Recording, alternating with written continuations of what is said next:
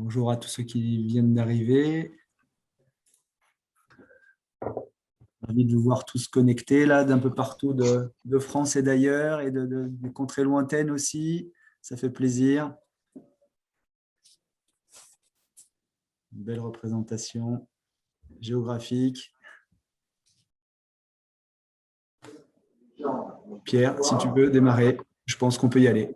Bienvenue à tous et bon événement, donc premier Oxalis Connect. Pierre, à toi. Merci Laurent. Rebonjour à toutes et à tous. Pour ceux que je n'ai pas encore eu le plaisir de rencontrer, mon nom est Pierre Joudiou, je suis le président d'Oxalis et j'ai ce plaisir de vous accueillir aujourd'hui dans notre premier événement Oxalis Connect. Donc c'est un événement que nous avons imaginé dans cette phase un peu particulière où on a pris l'habitude de travailler à distance pour compléter en fait le dispositif que vous avez déjà eu l'occasion d'expérimenter qui s'appelle Oxalis Vision. Et donc là, c'est un échange qui a été bâti avec vous. Hein. Tous les sujets qui vont être abordés ont été choisis ensemble. On tient absolument à laisser une grande part à l'échange et à la capacité d'interaction. Donc, pendant tout cet événement, vous avez la possibilité d'interagir sur le chat. Il y a de charmantes hôtesses qui vont s'occuper de vous répondre. Alors, on me dit que c'est Laurent qui va répondre, désolé. Et puis, nous aurons également des interventions. Alors, c'est des interventions organisées avec vous, j'allais dire avec nos clients. D'ailleurs, tous ceux qui, à une occasion ou une autre, souhaiteront prendre la parole, cet événement est justement destiné à ça. Donc, garder le contact, entretenir une communauté d'échange et partager autour de notre métier des achats. Ce dont nous nous rendons compte, c'est qu'on déploie notre solution dans un grand nombre d'entreprises et en fait, il n'y en a pas deux qui utilisent la solution de la même manière et en même temps, toutes les subtilités sont mises en œuvre. Donc, on se dit qu'il y a beaucoup d'intérêt à partager nos pratiques et beaucoup d'échanges à avoir de manière la plus fluide possible. Ce format comme ça, distancié, pour employer un terme de la novlangue pandémique, a cet avantage aussi, c'est qu'il permet de rassembler une communauté très large, voire lointaine. Nous aurons des intervenants jusque l'Afrique australe à l'occasion de cet événement. Et donc, c'est, comme je vous le disais, un complément d'Oxalis Vision et on souhaite maintenir, dès qu'on aura l'occasion de pouvoir se revoir Oxalis Vision, donc se rencontrer et maintenir ce format d'échange sur des… Alors, vous nous direz des débuts de journée, des fins de journée, des milieux de journée. C'est des sujets sur lesquels on se pose encore des questions. Et tous les retours qu'on vous demandera de nous donner, notamment à la fin de cet événement, nous permettront d'ajuster son format. Alors, un petit peu de règles de fonctionnement. Donc, je vous l'ai dit, vous aurez la possibilité de faire des chats. Je vois que tout le monde a coupé son micro et je vous en remercie. Je proposais également que lors des interventions et des tables rondes, on garde la vidéo pour les intervenants de la table ronde, ce qui permettra de les voir en plus grand à l'écran. Et ceux qui veulent interagir peuvent le faire au travers du chat. Vous aurez aussi des sondages qui vous seront soumis et vous aurez la possibilité d'y répondre et de constater du résultat collectif sur toutes ces questions qui vous seront posées.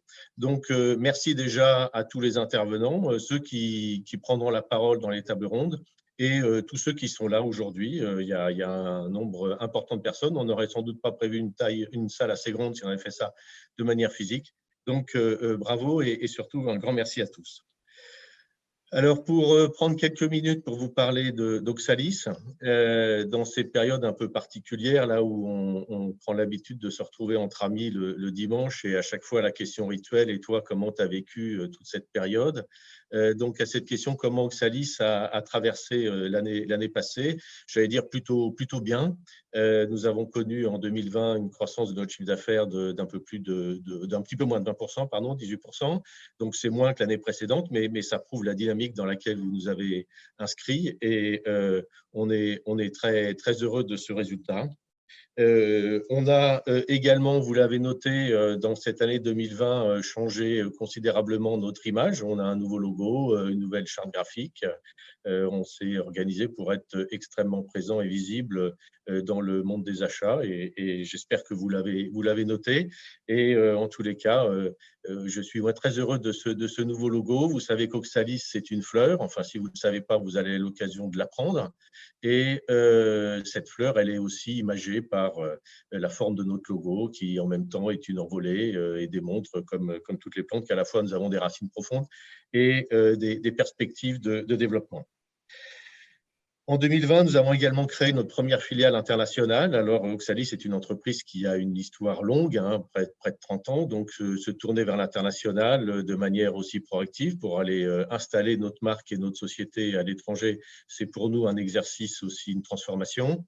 Donc, la première étape, c'est une étape un peu de test, j'allais dire, et nous nous sommes installés en Afrique du Sud. Alors, c'est à la fois très loin, c'est une autre culture, c'est un autre langage, donc ça nous a énormément fait progresser. Alors évidemment, on a subi, comme tout le monde, des chocs économiques également en Afrique du Sud, mais c'est une dynamique dans laquelle que l'on va maintenir.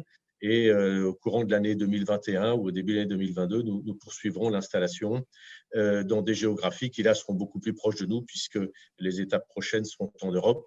Et lorsque les choses seront plus précises, je pourrai vous indiquer dans quel pays précisément nous allons poursuivre notre développement. Nous avons également signé un contrat qui est important pour nous dans le secteur public, en fait, avec la région Île-de-France, parce que c'est l'occasion aussi d'amener dans le monde du secteur public toutes les connaissances achats que nous avons pu acquérir à côté de vous dans le secteur privé et de contribuer de ce fait à la maîtrise des dépenses publiques. On n'est pas là pour maîtriser la partie légale et très formatée des achats publics, mais beaucoup plus pour apporter la connaissance de la maîtrise des dépenses, enfin en tous les cas de l'efficacité de la dépense. Et c'est un sujet sur lequel nous avons également l'intention d'investir et de continuer d'investir de manière importante. Et comme il faut investir, il faut de l'argent. Et on vous l'a indiqué, nous avons fait évoluer notre capital au début de l'année 2021, au mois de janvier très précisément. Et nous avons fait rentrer d'une part un financier dans notre tour de table, en l'occurrence la Société Générale Corporate Finance, donc qui est maintenant actionnaire minoritaire d'Oxalis, ce qui nous permet d'augmenter notre capacité d'investissement, qui nous permet d'avoir à côté de nous un financier, et j'allais dire plutôt un financier de long terme, puisque la Société Générale investit sur ses fonds propres, et donc dans une logique de durée, et pas dans une logique exclusivement de vision financière à court terme. En tout cas, c'est comme ça qu'on le partage avec eux, et on en est très heureux. Et puis surtout, et c'est une étape importante pour Oxalis, et je le dis également très importante pour moi, vous savez que jusqu'à présent, j'étais le seul actionnaire d'Oxalis, et depuis le mois de janvier, une quinzaine de nos salariés m'a rejoint dans ce tour de table. Donc, les salariés se sont organisés, ont créé une filiale commune et détiennent maintenant également 20% du capital. Donc, les gens que vous côtoyez, que ce soit pour faire du commerce, pour faire du consulting ou autre, eh ben, ce sont aussi des gens qui ont un intérêt à ce que l'entreprise se développe bien et avec lesquels le succès sera partagé. Et je pense que c'est quelque chose d'important. Et en tous les cas, je le redis, qui, moi, est une étape assez déterminante dans le développement d'Oxalis. Donc, on se projette avec beaucoup d'ambition et beaucoup d'élan dans les années qui viennent, en se disant que la sortie de la pandémie va être une occasion de relance et de développement. On a également connu un épisode, nos clients le savent, de mise en œuvre de notre plan de continuité d'activité après désastre. Et ça nous a donné l'occasion d'abord de tester, de vérifier qu'il était à peu près robuste, et puis de le renforcer. Donc, vous savez qu'on a, depuis quelques semaines, augmenté notre niveau de SLA avec des engagements sur des temps de reprise raccourcis, y compris en cas de désastre majeur. Dernier point, un petit mot de Carnet Rose. Vous savez, ceux qui ont vu Harmonie Razafi ces derniers temps ont pu constater qu'elle était porteuse d'un projet personnel assez existentiel, je dirais. Donc voilà, elle a, comme évidemment chez Oxalis, elle a délivré en avance. Et le bébé et les parents se portent bien. Voilà, alors quelques mots de notre programme avant de passer la parole aux intervenants. Si Michel, tu peux nous projeter le programme. Voilà. Donc, nous aurons deux tables rondes. La première sur le sujet du reporting et des indicateurs, et avec cette question ouverte, quels axes d'analyse et pour qui. Les tables rondes sont animées par Cédric, et nous aurons le plaisir d'accueillir les intervenants d'IDEX, de L&L Product, de Naos et de Reducio. Et puis une deuxième table ronde sur le sujet des achats finances, quels sont les enjeux communs, l'alignement et le partage d'informations. Et là, nous avons une table ronde en fait, qui est assez internationale, avec des représentants d'Action, de Telma, de CFNR et de Migros. Je pense que le drapeau suisse n'a pas été mis en face du bon nom, mais vous saurez corriger. Et puis, nous aurons une conclusion et des éléments d'un peu plus de projection sur le produit avec Laurent à partir de 10h45. Voilà, je vous souhaite un excellent événement, un excellent Oxalis Connect, et je passe la parole à Cédric. Bonjour à tous pour ceux que je n'ai pas encore vus. Bienvenue à mes invités pour cette première table ronde là, sur la notion de reporting et indicateur, quel axe d'analyse et pour qui. Je voudrais vous remercier d'avance avant même de commencer. Ça m'a permis effectivement, pour préparer cette session, de partager en amont et d'avoir en fait des interactions avec des professionnels des achats. C'était très plaisant, moi qui viens de cet endroit. Ce que je vous propose, c'est un petit tour de table sur les intervenants. Donc, on va d'abord commencer sur les intervenants de la première table. Et ce que je vous propose, c'est quand on démarrera la deuxième table, on fera un tour. Donc, première personne, Franck Milon. Donc, si vous pouvez vous présenter et puis présenter rapidement votre société pour qu'on sache d'où vous venez. Bonjour à tous, Franck Milon, je suis le directeur achat de L&L Products pour la région EMEA. Donc L&L Products, c'est un tier 1 principalement dans l'automobile, mais aussi fournisseur dans l'aéronautique. Et voilà, et j'ai un parcours aussi dans les achats, la supply chain, essentiellement dans l'aéronautique et dans l'automobile. Merci Franck. Valérie, pour IDEX. Ah, il faut enlever le micro. Voilà. Bonjour, donc je suis Valérie Ripoll, je suis directeur des achats d'IDEX. IDEX, c'est une société qui est dans les services énergétiques et dans l'installation de centrales énergétiques. Je suis chez IDEX depuis 8 ans et j'ai un parcours principalement industriel et services industriels dans différentes typologies et domaines d'achat. Merci beaucoup. Isabelle Audrin de Naos. Bonjour à tous, je suis Isabelle Audrin, moi je suis responsable des achats indirects, donc tout ce qui est achat non industriel pour le groupe Naos, plus connu sur les marques qu'il diffuse, à savoir Laboratoire Bioderma, Institut Estéderm et État Pur. Et du coup, je suis sur toutes les catégories très vastes qui vont du voyage aux achats d'outils marketing et tous les investissements outils digitaux pour le groupe. Et nous sommes équipés d'Oxalis depuis plusieurs années et Oxalis est notre partenaire sur notre e-procurement. Voilà. Merci Isabelle. Et je terminerai le tour de table avec Laurent Allary. Oui, bonjour, Laurent Allary, donc je suis le fondateur de Reducio. Reducio, c'est une société de services spécialisée dans les achats qui modernise et optimise les achats. Donc, on a une partie conseil et puis toute une partie opérationnelle avec l'animation de groupements d'achat et de solutions dédiées à l'optimisation des classes C. Alors, j'interviens aussi aujourd'hui un peu avec la casquette de prof achat à l'EM Strasbourg. Voilà. Voilà, c'est pour ça que Laurent clôturera à chaque fois les questions et pourra apporter toute sa pédagogie dont il fait preuve aujourd'hui dans son travail. Je vais commencer en fait par une question, on va dire, qui gratte. C'est-à-dire, aujourd'hui, ma vision, c'est ce qui ne se mesure pas ne s'améliore pas. Donc, je voulais demander à Franck, finalement, c'était quoi sa vision par rapport à ça? Est-ce que vous êtes d'accord? Est-ce qu'il faut absolument pouvoir suivre, mesurer un indicateur pour pouvoir l'améliorer? Ah bah oui, la réponse elle est assez simple. C'est un peu comme un navigateur ou un pilote d'avion. Effectivement, quand on doit mener sa barque d'un point A à un point B, bah, il faut effectivement avoir des indicateurs, savoir quel est le progrès par rapport à l'objectif. Les objectifs, bah, ce sont les objectifs des départements achats qui viennent aussi des objectifs de l'entreprise. Bah, pour moi, tout est une histoire de vision. Ça part de la vision de l'entreprise et à laquelle on va aussi associer une vision achat avec une stratégie. Et cette stratégie va se décliner bah, en objectifs et en actions. Et pour savoir si effectivement on progresse dans la bonne direction, bah, il est important d'avoir pour moi des indicateurs clés qui s'appuient parfois sur des indicateurs plus, on va dire, mineurs, mais c'est un ensemble, c'est un tout. Ok, merci Franck. Isabelle, vous êtes d'accord par rapport à ça, le fait que finalement, il faut absolument qu'on puisse mesurer pour pouvoir s'améliorer?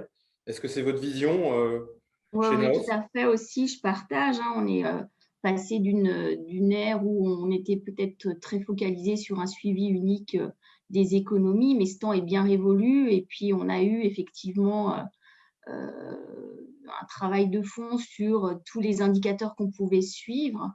On est peut-être arrivé aussi à des phases où on en avait beaucoup trop pour le coup.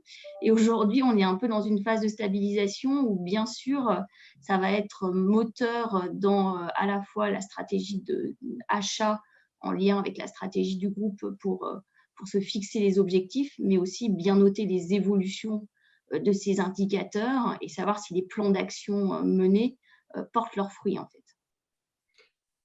Du coup, je vais reposer la question à Valérie. Je pense elle a un tout petit peu plus comment dire, oui, effectivement, il faut se mesurer, mais je pense que vous avez, vous, une vision qui se complète avec peut-être des choses qui ne se mesurent pas forcément. En tout cas, quand on a échangé, vous avez identifié quelques éléments. Donc, ça peut être intéressant, effectivement, de savoir lesquels déjà, et comment vous les traitez aujourd'hui au sein d'IDEX. Alors évidemment, en tant qu'achat, oui, les indicateurs, enfin, même en tant qu'entreprise, les indicateurs sont importants, il en faut et ça permet de savoir où l'on est et où on va. Après, ce que je disais, c'est que tout ne se mesure pas et qu'il y a une partie qui doit peut-être d'ailleurs ne pas se mesurer, c'est l'humain et c'est la motivation des gens, des collaborateurs, c'est l'envie, le bien-être aussi dans l'entreprise. Et voilà, donc c'était là-dessus où je disais attention, on a tendance à beaucoup faire d'indicateurs et je rejoindrai ce que disait Isabelle. C'est vrai que quand on travaille sur les indicateurs, on en met beaucoup au début parce qu'on veut tout évaluer et tout valoriser d'une certaine manière. Et moi, c'est vrai que j'ai plutôt tendance à me dire moins d'indicateurs sur les sujets qui permettent en fait d'avancer et se dire que la partie qui est aussi fondamentale, qui sont la ressource humaine et comment en fait on avance ensemble, ça c'est quand même beaucoup plus compliqué à suivre en indicateur et voilà, et je suis assez réservée sur le fait de le suivre et de mettre tout ça en indicateur. Voilà. Et Laurent, du coup, est-ce qu'éventuellement, tu aurais une réponse pour Valérie? Comment toi, tu perçois cette notion d'indicateur et le fait de se dire si on ne mesure pas, on a du mal à s'améliorer? Ouais, bah, moi j'ai la version américaine hein, qui était no score, no match. Bon, personnellement, je suis convaincu que si on n'a pas d'indicateur, c'est très difficile de mesurer une progression, notamment dans les achats. On est confronté à une diversité énorme et on se perd rapidement. On n'a pas de boussole. Je crois que c'est Franck qui a employé ce mot-là. Après, tout l'art, c'est de ne pas tomber dans l'administratif. Hein, j'ai vécu direction achat Valeo avec des manuels achats épais comme ça. Et il faut savoir, entre guillemets, jouer avec ça, en sortir pour se focaliser sur qu'est-ce qui est essentiel. Et peut-être pour répondre à Valérie, dans l'essentiel, alors il y a les indicateurs que j'appelle un peu les hard, donc les économies, bon là c'est les figures imposées dans les achats, mais je pense quand même qu'on peut avoir des indicateurs de type qualitatif, notamment autour des personnes. Alors bon, il y a tout ce qui est autour des formations, du service achat, etc.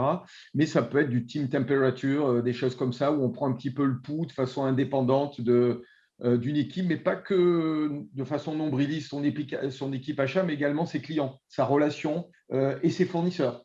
Hein, interroger ses fournisseurs, finalement, c'est un peu courageux, quoi, hein mais ça peut être efficace.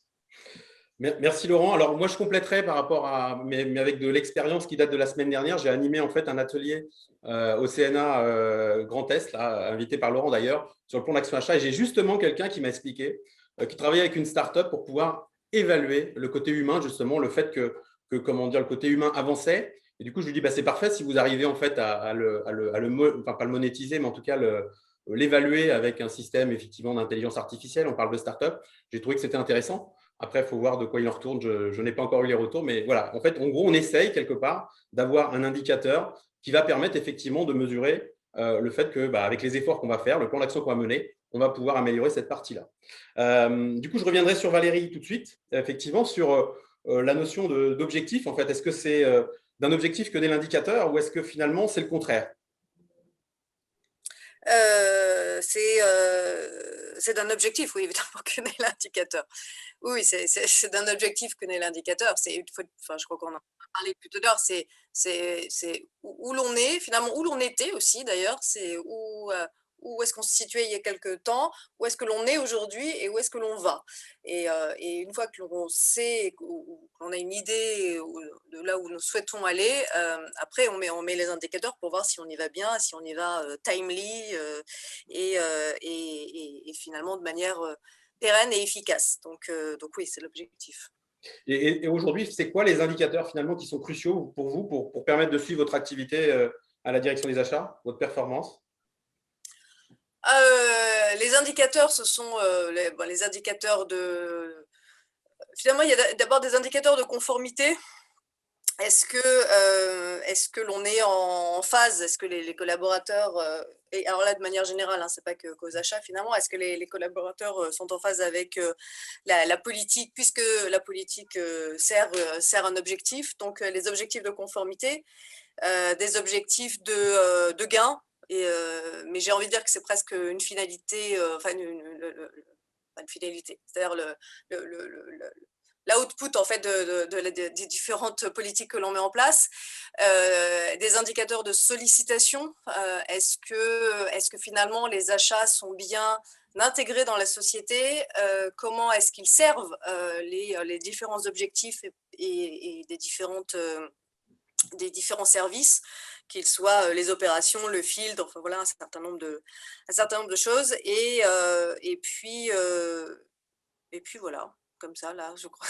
Et ça, on fait déjà bien le tour. Alors, Franck, est-ce que vous pouvez éventuellement compléter avec votre vision d'automobiliste, en tout cas du secteur de l'automobile? Compléter, je ne sais pas, mais en tout cas, je veux simplement dire une chose, c'est que moi, quand je suis arrivé à 4 ans, donc je venais de l'aéronautique, mais dans l'entreprise chez LL Products, au niveau des achats, il y avait 15 indicateurs de processus, et on est passé à 3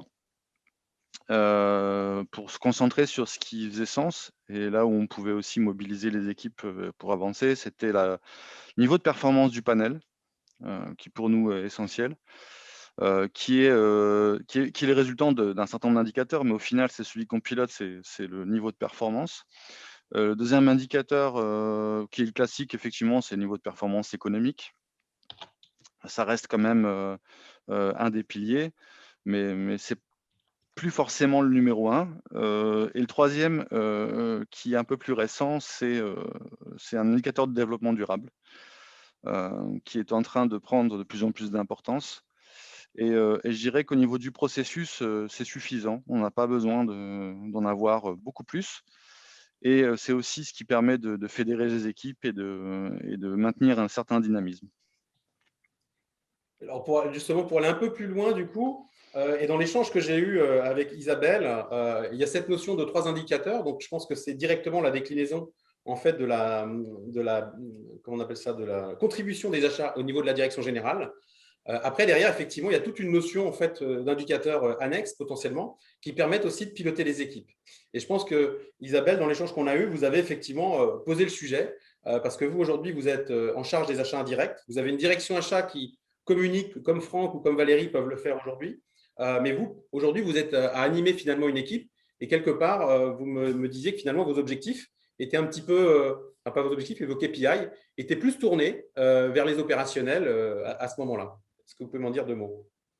Alors, je ne sais pas si vous évoquez plus le côté, c'est-à-dire taux de couverture sollicitation dont parlait Valérie.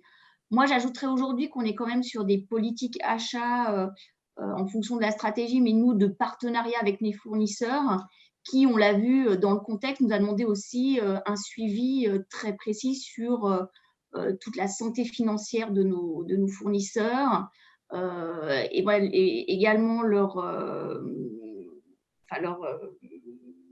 tout ce qui est notation et évaluation des fournisseurs qui vont aussi nous permettre de piloter finalement toute la relation fournisseur avec ces indicateurs et de définir avec eux les plans d'action pour grandir ensemble en fait. Donc l'idée, c'est de dire, j'ai un indicateur qui parle aux opérationnels. L'objectif, c'est d'améliorer cet indicateur et finalement de définir les plans d'action que je pourrais être amené à mener justement pour que cet indicateur s'améliore. Alors, on ne sait pas, l'objectif, ce n'est pas tant d'améliorer l'indicateur comme un esprit un peu mathématique sur le sujet, mais c'est de se dire finalement si cet indicateur s'améliore, alors quelque part, ça veut dire que les actions qui ont été menées permettent d'améliorer le sujet. C'est bien ça votre… C'est ça, c'est ça.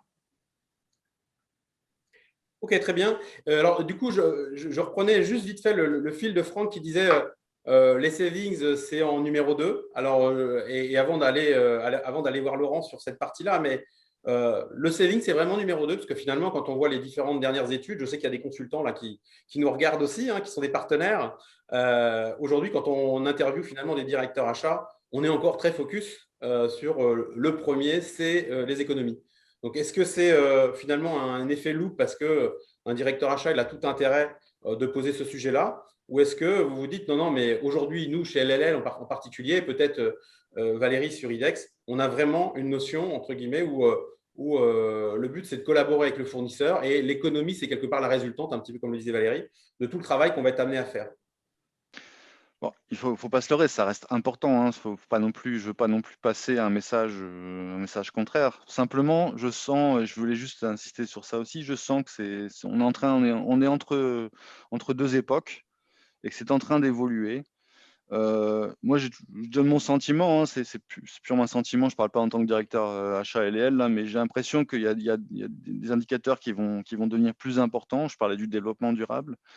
Je suis pas sûr que je pense que les prochaines générations auront peut-être des indicateurs comme l'empreinte carbone qui seront peut-être plus importants que les économies parce que les clients valoriseront plus ça que le prix. Donc, on n'y est pas encore. Je pense que je suis un peu en avance en disant ça, mais on n'y est pas encore. Mais cette transition, elle est amorcée. On le sent déjà dans l'automobile. Demain, ça sera peut-être dans d'autres secteurs. C'est peut-être déjà plus avancé aussi dans d'autres secteurs d'activité déjà aujourd'hui. Moi, je parle de ce que je connais. Mais oui, je pense que ça restera de toute façon un des piliers, évidemment, des achats. Mais il y aura d'autres indicateurs qui seront ce que les économies sont aujourd'hui aux achats, à savoir le critère numéro 1, je pense, encore aujourd'hui, de manière générale. Valérie, un complément avant qu'on demande à Laurent de donner sa vision? Oui, je suis assez d'accord. On a bien vu, tous un peu d'expérience, on a bien vu que les choses ont évolué aux achats et que les gains ne sont plus le seul et unique critère sur lequel les achats sont jugés. Après, fondamentalement, on est quand même dans des sociétés qui sont à but lucratif et que nous devons amener une contribution financière. Mais en fait, on se rend compte, c'est pour ça qu'on parle de développement durable, mais aussi d'aspect qualité. En fait, il y a une vingtaine d'années, on a mis beaucoup l'aspect qualité dans le suivi de nos fournisseurs parce qu'on se rend compte que ça aussi, c'est du gain. Alors, même s'il ne se voit pas en EBE tout de suite directement, mais c'est du gain. Et finalement, tous ces indicateurs que l'on suit, qui sont peut-être un peu différents, là, les trois dont nous avons parlé, mais qui quelque part se rejoignent un petit peu. Voilà, c'est le suivi, la conformité, enfin, parce que c'est du gain, parce que trouver un fournisseur qui est peut-être 1 ou 2% plus cher ou 5% plus cher, mais qui vous fait gagner en délai, qui vous fait gagner en qualité, et donc en bout de course, qui nous permet de produire ou d'avoir une prestation meilleure, c'est un client satisfait et donc c'est une pérennité du chiffre d'affaires. Donc C'est pour ça que le gain en tant que tel, on se rend compte qu'il est important parce qu'il est en plus facile à suivre aussi. C'est une question de facilité, mais fondamentalement, la pérennité de l'entreprise, elle repose pas que là-dessus. Le gain qui est facile à suivre, Laurent. Oui, Ouais, vaste débat. Je citais tout à l'heure des manuels de grosses structures comme Valeo Automobile. En fait, moi, ma conviction, c'est que le gain reste quelque chose d'important. Par contre, c'est les leviers et l'expression, le calcul du gain qui a énormément évolué. Je pense qu'on n'est pas complètement sorti, mais on est loin des périodes de pure négo commercial, prix, etc. Moi, je le vois encore un petit peu dans des petites structures, mais dès qu'on va dans des structures un petit peu évoluées, un peu matures, le TCO, c'est-à-dire de vraiment toutes les composantes d'un coût sont mieux appréhendées et mieux valorisées par les services achats. Par exemple, moi, je me rappelle d'indicateurs low cost country il y a 20 ans, il fallait acheter en Chine, etc. Aujourd'hui, c'est presque le contraire. Mais toujours dans une logique de gain, d'efficacité, sauf qu'on va intégrer des critères de flexibilité. Moi, je me rappelle d'un interview du patron de Forestia où la valorisation des projets, des ROI, ne se fait plus essentiellement sur des projets à 4-5 ans hyper prévisibles au centime, mais on valorise la flexibilité. C'est-à-dire qu'on se rend compte qu'on va choisir des projets qui vont coûter un petit peu plus cher en coût direct. Par contre, au global, qui coûteront probablement beaucoup moins cher parce qu'on aura de la flexibilité, on aura des supply chains de proximité qui, lorsque le marché va se retourner, on perdra beaucoup moins de plumes, quoi. Donc, en conclusion, j'aurais tendance à dire, pour moi, le gain, oui, ça reste quand même quelque chose d'important, mais avec des leviers, avec des méthodes très différentes et une conscience sociétale avec l'introduction de la RSE de plus en plus importante et c'est tant mieux, quoi. Pour aller dans ton sens, en fait, j'ai eu l'occasion d'accompagner dans mon précédent métier de consultant une société qui faisait du transport de véhicules, justement, c'était dans les voitures. Et en fait, ils avaient tellement massacré, quand le marché était un petit peu low, ils ont tellement massacré leurs fournisseurs transporteurs et surtout petits entrepreneurs que quand le marché est reparti à la hausse, et en fait, les transporteurs ont tourné le dos. Ils avaient un problème en fait pour réserver des capacités. Je pense que cette notion de partenariat que je pense que vous avez tous dans vos sociétés, c'est un peu pour justement éviter de profiter, parce que le marché quelque part, il est bas, de profiter quelque part de la situation avec le risque que quand le marché se retourne, quelque part, je vois Franck, quelque part, effectivement, ça peut être préjudiciable. Oui, Franck. Je voulais juste quand même insister sur un point, c'est que les objectifs ne sont pas incompatibles. On parle de… Alors, on n'a pas parlé de la gestion des risques parce que je pense quand même que c'est quelque chose de très important et on a pas mal de tableaux de bord là-dessus chez nous pour gérer les risques.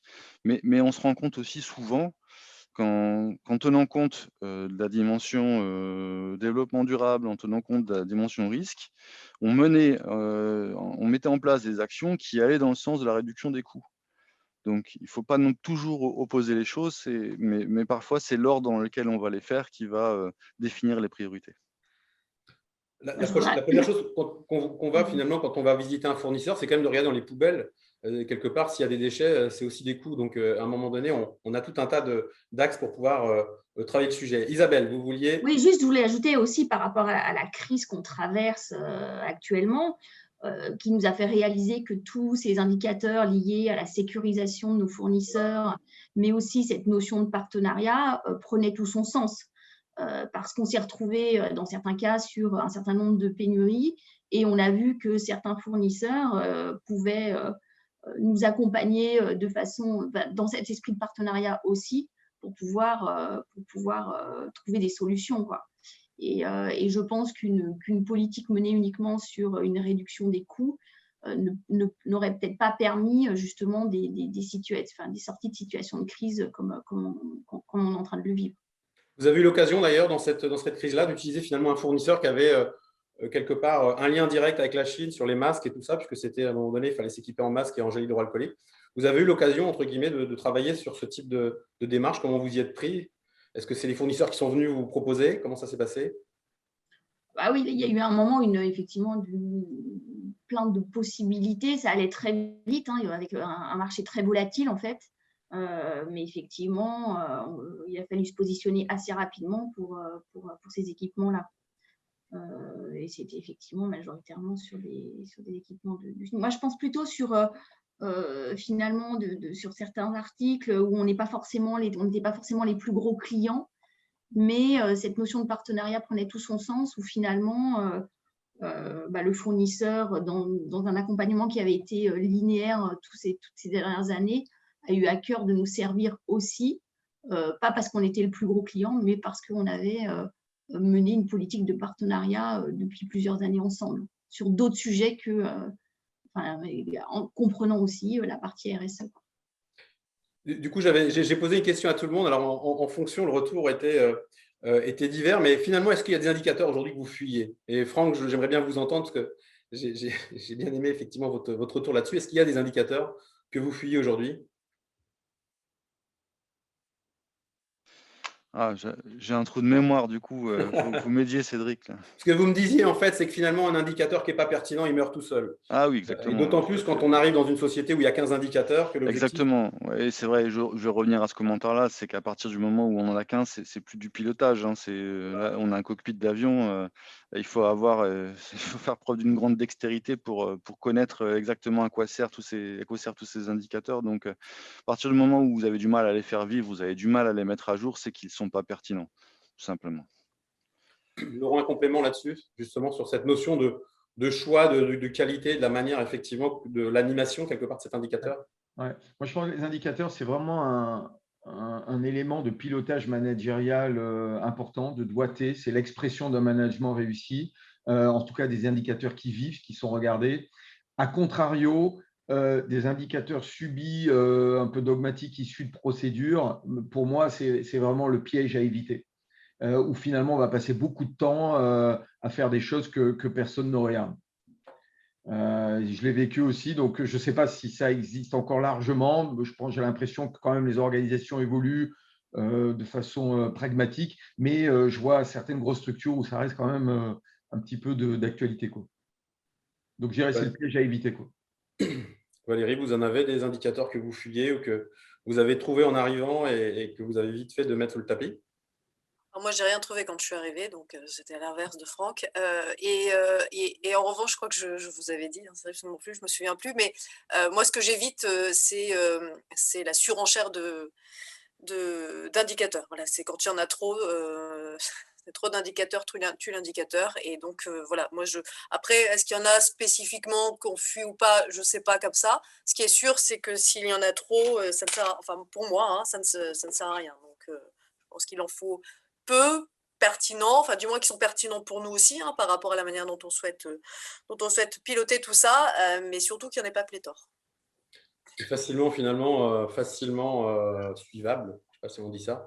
En tout cas, qu'on a une facilité quelque part à collecter, traiter et puis finalement à mettre en visibilité de la direction générale, évidemment, parce que quand on est sur une direction achat, la performance de la direction achat, elle est auprès du board. Mais finalement, je pense que Isabelle, vous qui êtes en fait sur la partie achat indirect, vous avez aussi des indicateurs et tout un tas de travail qui est plutôt tourné vers vos opérationnels pour pouvoir suivre leurs activités. Oui, après, sur les… c'est un ensemble d'indicateurs qui vont nous permettre aussi de relayer les résultats du service et qu'on remonte à la direction pour en sortir les tableaux de bord bien. Après, moi, je suis toujours vigilante sur le fait qu'on peut faire un petit peu, faire dire ce qu'on veut aux chiffres, et c'est bien de mener l'analyse. Aujourd'hui, on est inondé de données. Et on a tendance à tourner les chiffres pour obtenir finalement la décision qu'on a à prendre. Et d'être très vigilant sur ce point-là, c'est plutôt de dire de prendre du recul par rapport à ces indicateurs au niveau opérationnel, de les regarder, de les analyser et d'en déduire le plan d'action et la stratégie qu'on veut mener sur ces indicateurs. Et pas le contraire. Sachant que par ailleurs, vous êtes obligé de travailler avec vos business partners à l'intérieur de la société pour pouvoir les emmener, puisque en général, ce n'est pas que des objectifs achats. Pour pouvoir faire des économies, il n'y a pas que la négociation. Et j'aurais tendance à dire, il n'y a surtout pas la négociation quand on n'a pas fait le travail en amont. Il y a sans doute, je pense, un peu de travail d'embarquement comment dire, des business partners qui vont faire des cahiers des charges à un moment donné ou qui vont, entre guillemets, exprimer leurs besoins. Et c'est, je pense, important que le besoin soit le juste nécessaire, en capacité d'être challengé par les achats ou par d'autres. Je ne sais pas c'est quoi votre vision là-dessus. Ça peut m'intéresser d'avoir un retour et je pense pour la communauté. Valérie, aujourd'hui, comment vous procédez à ça? Sans filer, on n'en a pas parlé, mais sur cette oui, alors c'est très. Oui, enfin, moi, je suis sur une catégorie qui est souvent avec un taux de couverture assez faible et parmi les indicateurs, il y a effectivement cette évolution du taux de couverture pour voir les catégories qui sont de plus en plus couvertes en interne. Je dis souvent dans les entretiens de recrutement aux acheteurs que la qualité aussi d'un acheteur, c'est d'être un bon commercial parce qu'il y a tout un travail interne à faire avec leurs clients internes, justement, pour être le plus en amont possible des projets et de pouvoir justement capter dès l'émission du besoin les projets à venir sur ces achats en direct. Ok, juste un petit temps de pause. On va vous faire un sondage, ce que je vous propose. Donc, Michel, si tu peux produire le sondage. Alors, c'est un peu la synthèse des échanges qu'on a pu avoir par rapport à vos différents sujets. Alors, les gens qui ont autour de la table, ils ont donné des informations. Le but, c'est plutôt de savoir à combien d'indicateurs aujourd'hui vous êtes pour communiquer sur votre activité achat auprès de votre direction générale. Donc, c'est important, c'est auprès de votre direction générale. Évidemment, comme on l'échangeait avec Isabelle, elle a aussi des KPI du côté de ses opérationnels. Mais l'idée, c'est de se dire aujourd'hui, comment vous faites, quelle communication vous avez vis-à-vis de votre direction générale. Je vous laisse 1 minute pour répondre. Vous soumettez et on va regarder un petit peu c'est quoi la vision des différentes personnes. Je vous dis, sans vous laisser influencer par ce qui a été dit, l'objectif, c'est vraiment d'être assez transparent sur votre vie au quotidien pour construire ces KPI.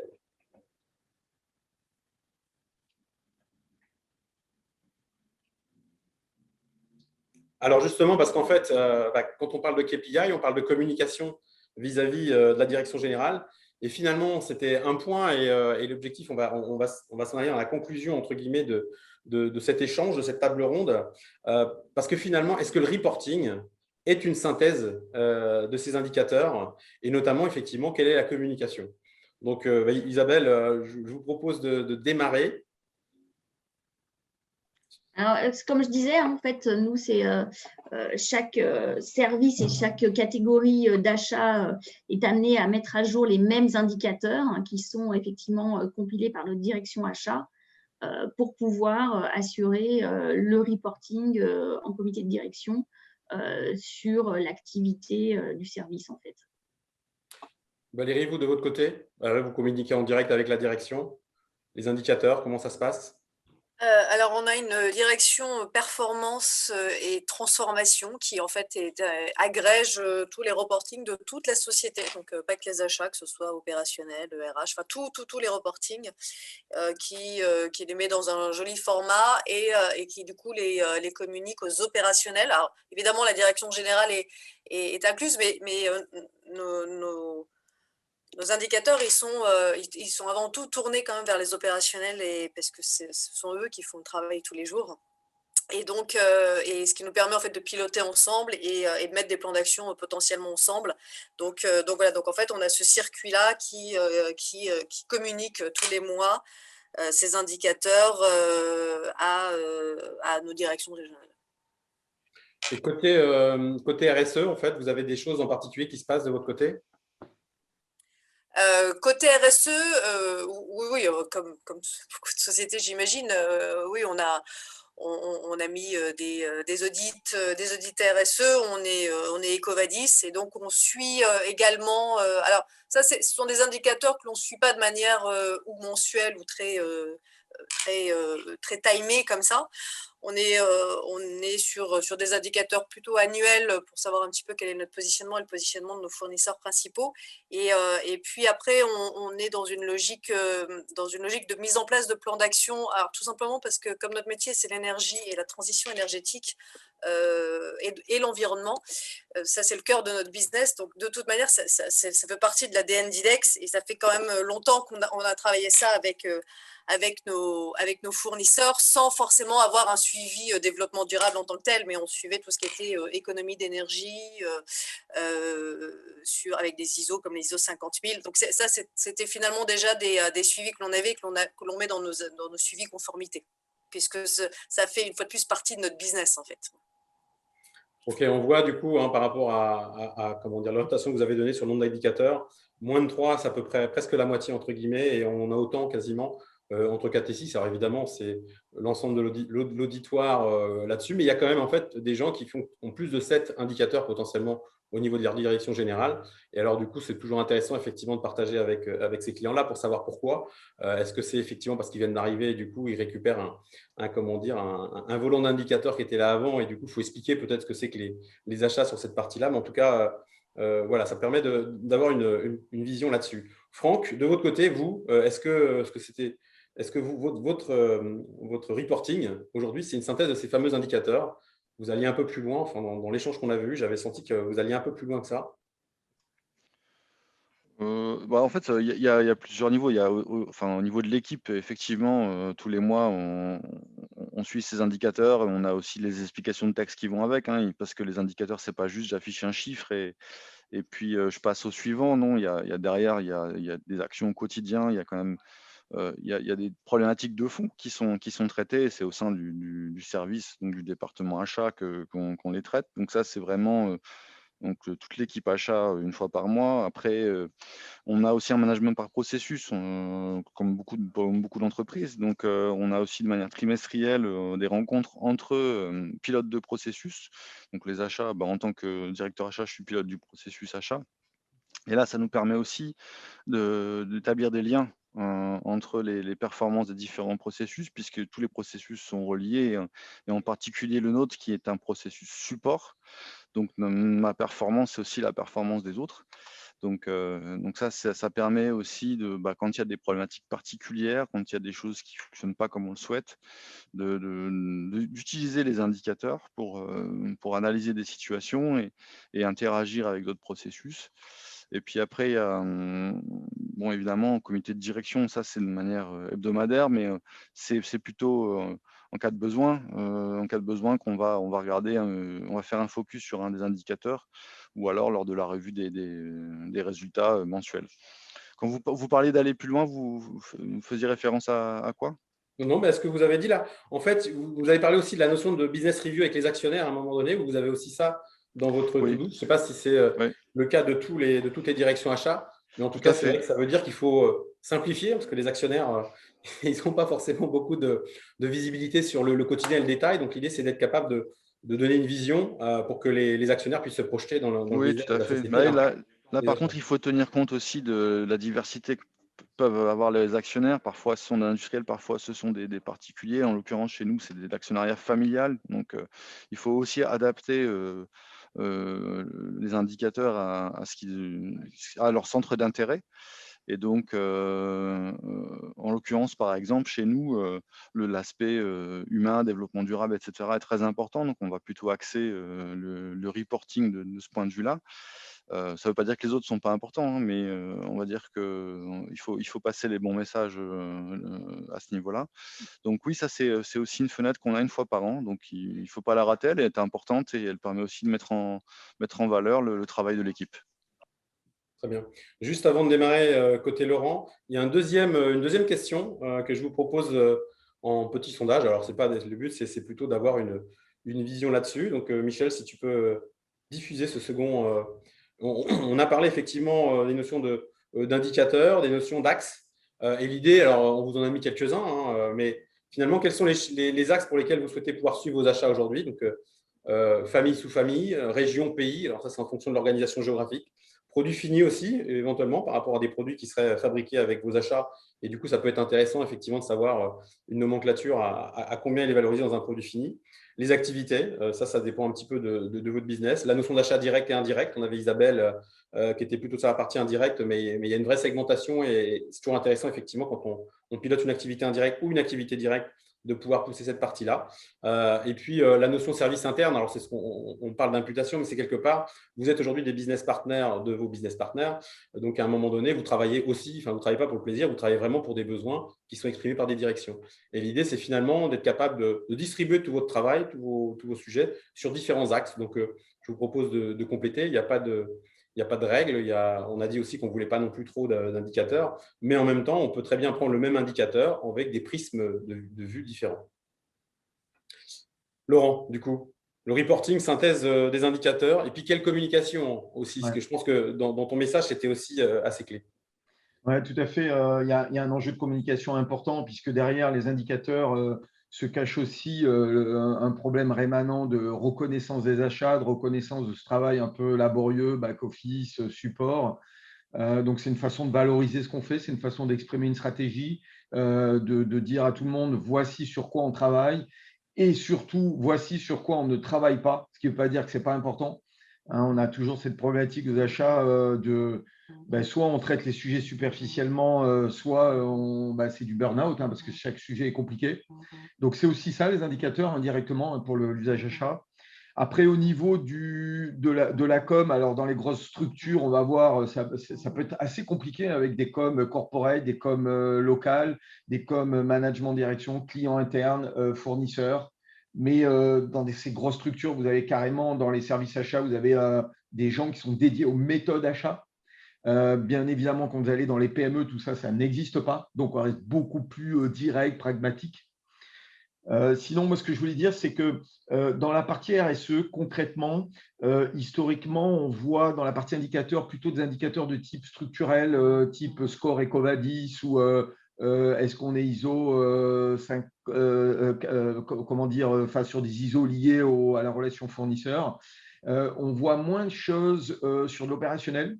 Et par contre, petit à petit, enfin en tout cas, nous on travaille là-dessus, on a démarré des indicateurs dans des sourcings avec des calculateurs carbone qui, petit à petit, impactent directement des choix de sourcing au niveau de fournisseurs, au niveau de filières. Et on s'est rendu compte que le simple fait de permettre à un demandeur de faire un choix qui n'est pas le mieux disant, en fait, ça a vachement d'impact. C'est-à-dire que parce qu'il y a 20 ans de culture où il faut aller au mieux disant à partir du moment où tout est conforme, et lui dire, écoute, tu peux acheter un petit peu plus cher, mais parce qu'on va gagner là, organiser tout ça, c'est quelque chose qui n'est pas si évident que ça et qui petit à petit se met en place, notamment grâce à des choses comme le calculateur carbone. Ok. Bon, vous voyez, on a différents axes là. Donc, vous voyez, il n'y a pas de bonne réponse, mauvaise réponse. Ça dépend effectivement d'où est-ce qu'on en est, de quelle maturité on peut avoir. Pas forcément la maturité d'ailleurs de l'acheteur et des directions achats, mais souvent, en fait, quand on parle de maturité achat, c'est plutôt la maturité des collaborateurs qui travaillent avec les achats. Donc, il y a tout un travail effectivement d'embarquement de ces personnes-là. On a 1 minute par personne pour éventuellement faire la conclusion. On va commencer avec Valérie. Et 1 fois 4, ça fait 4 minutes. Donc, ça sera pile poil 10 heures. Merci Valérie. On a beaucoup dit ce que les indicateurs étaient importants, pas importants. Fondamentalement, ils sont quand même importants. Et j'ai envie de reboucler du coup avec l'outil, parce que malgré tout, c'est aussi pour ça qu'on a pris Oxalis. Pour moi, il est aussi fondamental que si ces indicateurs sont simples, ils soient réels et vérifiés. Et donc, pour moi, l'outil d'IPROC doit aider, en fait, et doit vraiment pouvoir nous fournir la base et finalement, peut-être d'ailleurs aussi certains indicateurs que l'on puisse après les retravailler. Mais en fait, cette base d'outils et avec les différents prismes, un petit peu, où on vient de répondre aux questions, ça me paraît fondamental aussi. Et si on n'a pas ça, on peut faire tous les indicateurs du monde, ça ne servira pas à grand-chose. Donc, on a beaucoup parlé stratégie, vision, mais fondamentalement, il faut quand même qu'on ait les données, qu'elles soient agencées et qu'elles soient exploitables. Voilà. Merci Valérie. Franck? Ouais, moi, je voulais juste partager peut-être mon expérience sur les indicateurs. C'est qu'il y a effectivement un aspect, on a parlé du top-down, la stratégie d'entreprise, la vision, le fait que ça cascade, etc. Mais je voulais juste dire aussi, moi, j'invite tous les directeurs achats à bien s'appuyer sur leur équipe pour définir les stratégies. À partir du moment où c'est vos acheteurs, où ce sont vos acheteurs qui vont travailler sur les stratégies achats, qui vont donner leurs inputs, leurs idées, les confronter avec d'autres et ensuite construire leur plan. Le meilleur moyen de les faire adhérer aux indicateurs, c'est que ce soit eux-mêmes qui les définissent. Après, les objectifs, c'est évidemment, ça peut se discuter, mais par expérience, si on part de là, le taux d'adhésion et la motivation et le dynamisme que vous allez créer, je pense qu'il sera très intéressant. D'accord, Isabelle, pour Moi, conclure? j'ajouterais juste que nous, enfin, ouais, effectivement, dans la partie indicateur, on a aujourd'hui quelqu'un qui va se consacrer aussi à tous les indicateurs non financiers, parce qu'on a eu beaucoup tendance pendant toutes ces années, effectivement, à focaliser sur des choses très liées à la finance, et qu'on va peut-être découvrir dans les mois et années à venir des nouveaux indicateurs liés justement sur des critères plus RSE, et qui vont peut-être aussi redéfinir un petit peu le pilotage qu'on peut avoir sur ces indicateurs. Très bien, Laurent, le mot de la fin. Et comme vous êtes aussi prof à un moment donné, donc quelque part, qu'est-ce que vous enseignez à vos clients par rapport à cette notion-là? Les RSE, est-ce que vous vous retrouvez, enfin, on conclut avec vous. Une minute. Ouais, bon, les indicateurs, c'est vrai qu'il y a beaucoup de variabilité en fonction des organisations. Tout ce que j'ai entendu, tout est vrai. Après, il faut que chacun s'approprie finalement, moi, ma sauce, mon environnement, sur quoi je veux communiquer, qu'est-ce qui est essentiel. Donc là, c'est un acte de management pour moi, quand même une expression de management assez fine, qui évolue, qui est variable. Mais je pense qu'il faut garder un pied dans l'ultra concret avec des indicateurs opérationnels. Bon, il y a les coûts, on n'en a pas parlé, mais il y a tout ce qui est autour de la qualité, autour des taux de service. Ça, c'est vraiment les grands classiques, je veux dire, le côté hard des indicateurs et puis le côté soft. Il y a tout ce qui est autour des personnes, autour des relations, qu'elles soient fournisseurs ou clients internes. Et ce que je vois pointer, en tout cas, nous, on a des trucs assez sympas là qui sortent. C'est côté RSE, donc tout ce qui est structure et tout ce qui est opérationnel. Moi, je vois de très belles choses autour des calculateurs carbone. Hein, tout de suite, vous faites un sourcing. Bon, combien de kilos de CO2, d'équivalent CO2 j'économise? Et je pense que c'est assez puissant. Okay. Je pense que c'est effectivement l'actualité de demain. Merci à tous. Merci Valérie, merci Laurent, merci Franck, merci Isabelle. La table ronde, en tout cas, c'était bien plaisant. On va switcher sur la seconde table ronde. On va peut-être se faire une petite pause de 2-3 minutes parce que c'est moi qui reviens. Donc, pour souffler et pour boire un coup, je reviens tout de suite. Merci. Merci à tous. Merci. Merci.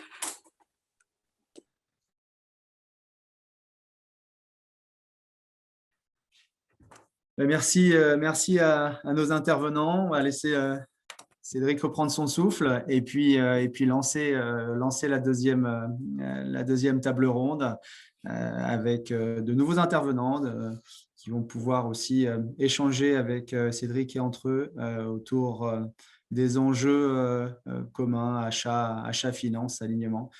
Cédric, si tu as repris ton souffle et bu un coup, eh bien, je te relaisse le lead et la caméra et le son. Merci et bonne table ronde de nouveau. Très bien. Bon, écoutez, effectivement, comme on le disait, on est sur une table ronde internationale puisqu'on a la Suisse, ça a été corrigé, hein, c'est bien Migros. Enfin, pour ceux qui sont habitués d'aller en Suisse, je pense qu'ils connaissent Migros. Donc, on va passer en revue et de la même manière que tout à l'heure, vous vous présentez et puis finalement, vous expliquez un petit peu où vous en êtes.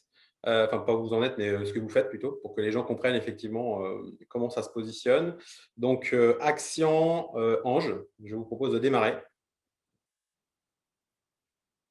avec le micro.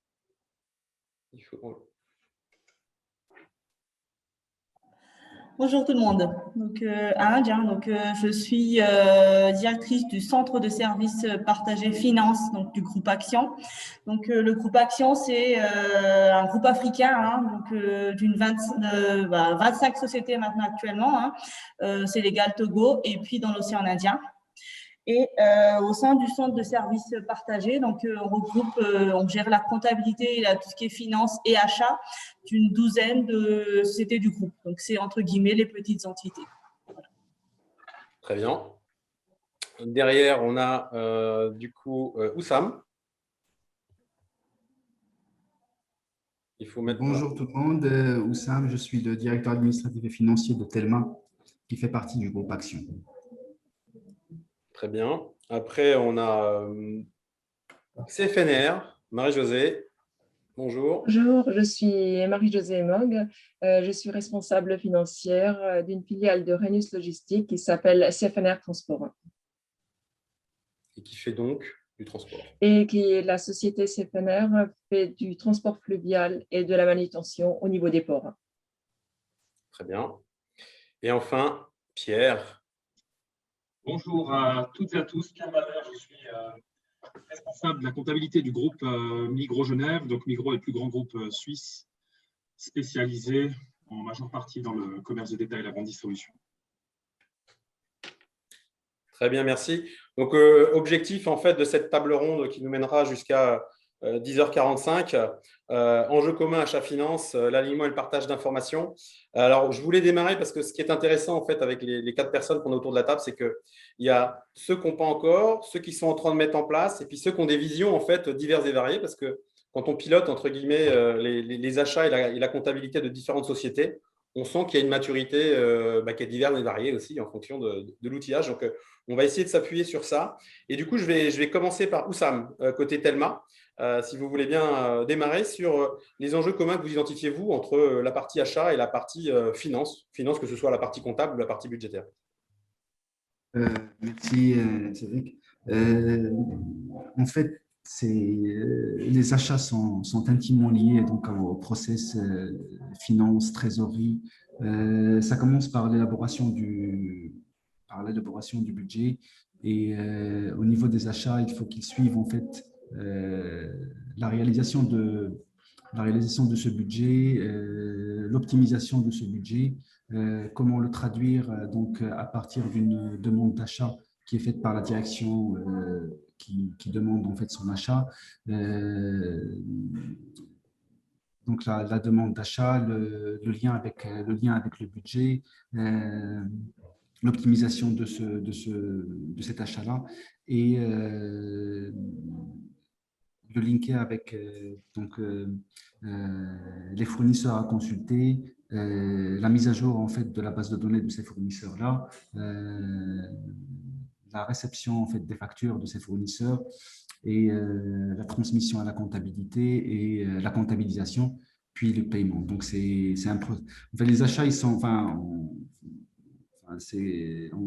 ça travaille en fait donc en commun avec les directions qui demandent en fait et la comptabilité jusqu'au paiement.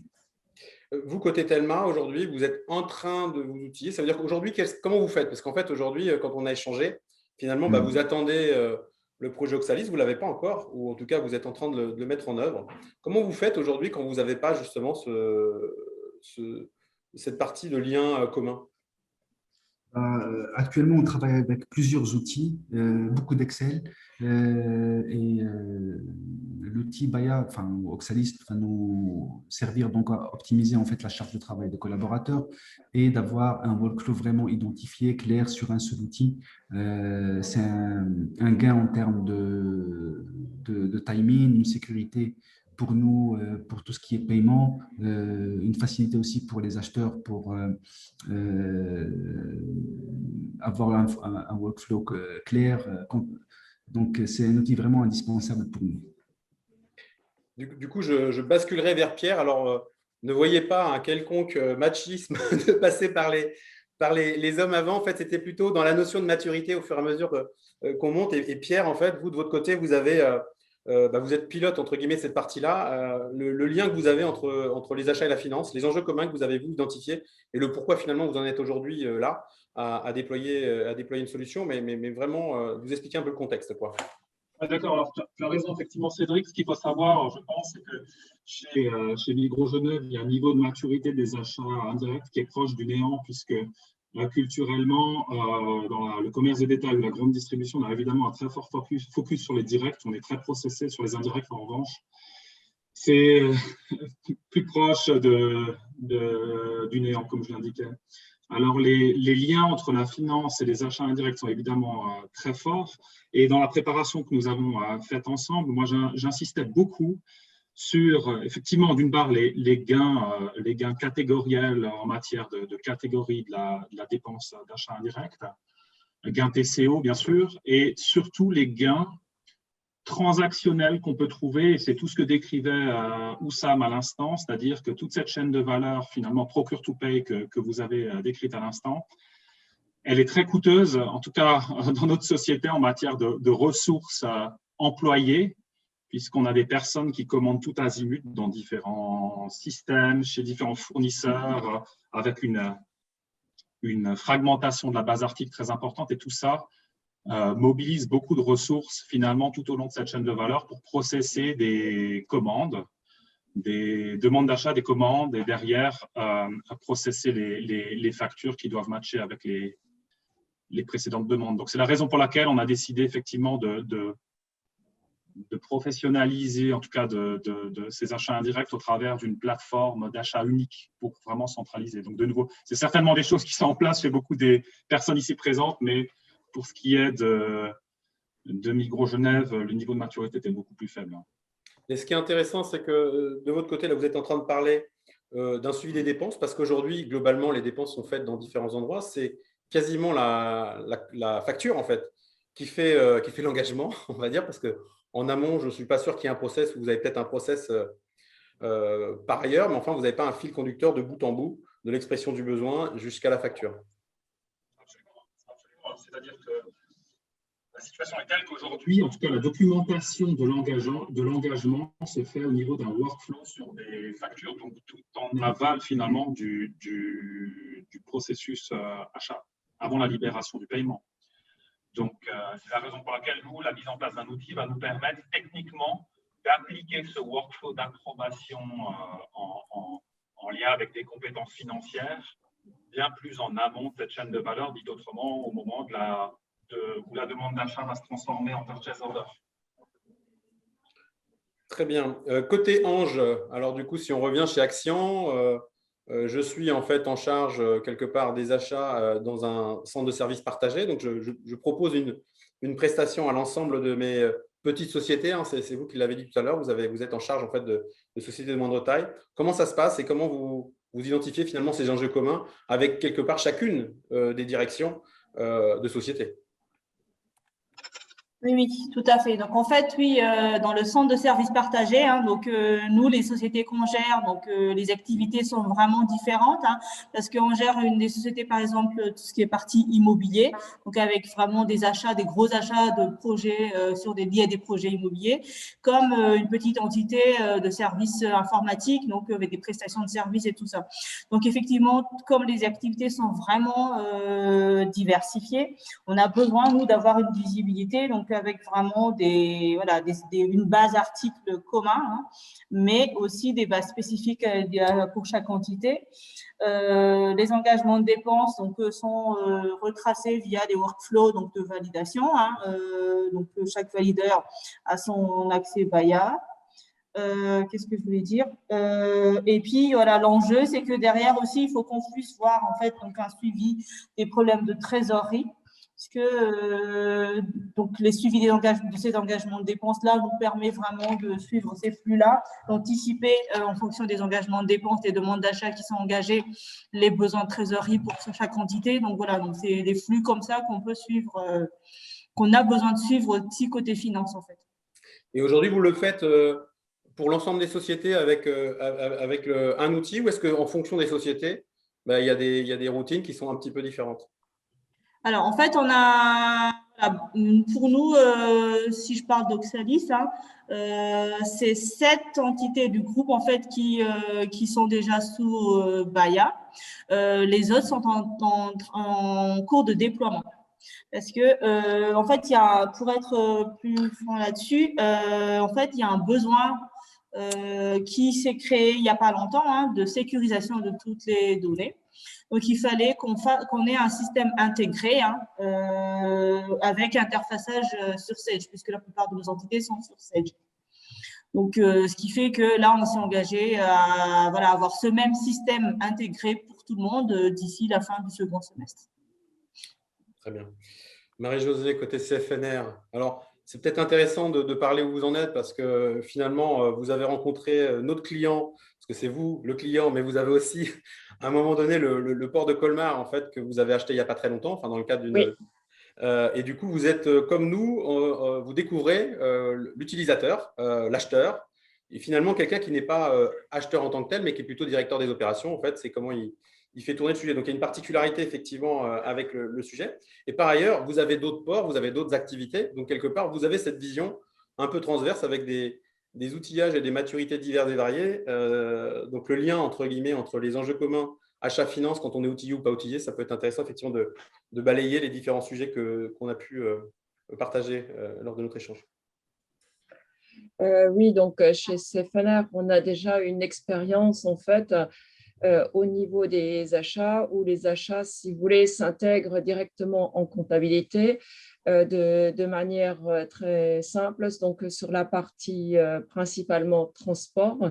Et du coup, pour nous, ce qui est très important en tant que responsable financier et en tant que suivi donc, du controlling, ce qui est système d'information, ce qui est vraiment très important, c'est qu'en comptabilité, sur toutes les parties financières, lorsqu'on regarde un bilan, on puisse, sur chaque ligne du bilan, on puisse justifier, si vous voulez, chaque ligne, tout simplement en remontant la chaîne, donc en voyant tout le process donc de la commande, de la réception, de l'exécution de la prestation jusqu'au contrôle facture, du contrôle facture, de l'interfaçage en comptabilité, donc d'avoir tout ce process derrière chaque ligne du bilan en fait. Donc, nous avons cette expérience et cette expérience actuellement, comme on a racheté le port de Colmar, nous souhaitons la renouveler donc, dans la partie manutention pour effectivement retrouver tout ce process au niveau de la commande, au niveau de réception, de biens, de services, du contrôle facture, pour qu'on ait toute une chaîne au niveau des achats qui se reflète donc au niveau du bilan comptable. D'autre part, nous avons constaté que cette méthode permet à beaucoup d'avantages, non seulement au niveau du flux, des process, mais également, nous constatons qu'effectivement, nous remontons de manière très rapide les informations. Nous sommes capables, avec cette méthode, de faire un reporting à notre direction groupe, à J+1. Donc, grâce aux interfaces et grâce aux factures non parvenues qui sont intégrées directement donc, dans notre logiciel Sage, nous sommes en mesure, donc à J+1, de faire un reporting à notre maison mère. Et ce qui est très… et derrière ce reporting, nous avons la capacité donc, de justifier n'importe quelle écriture comptable.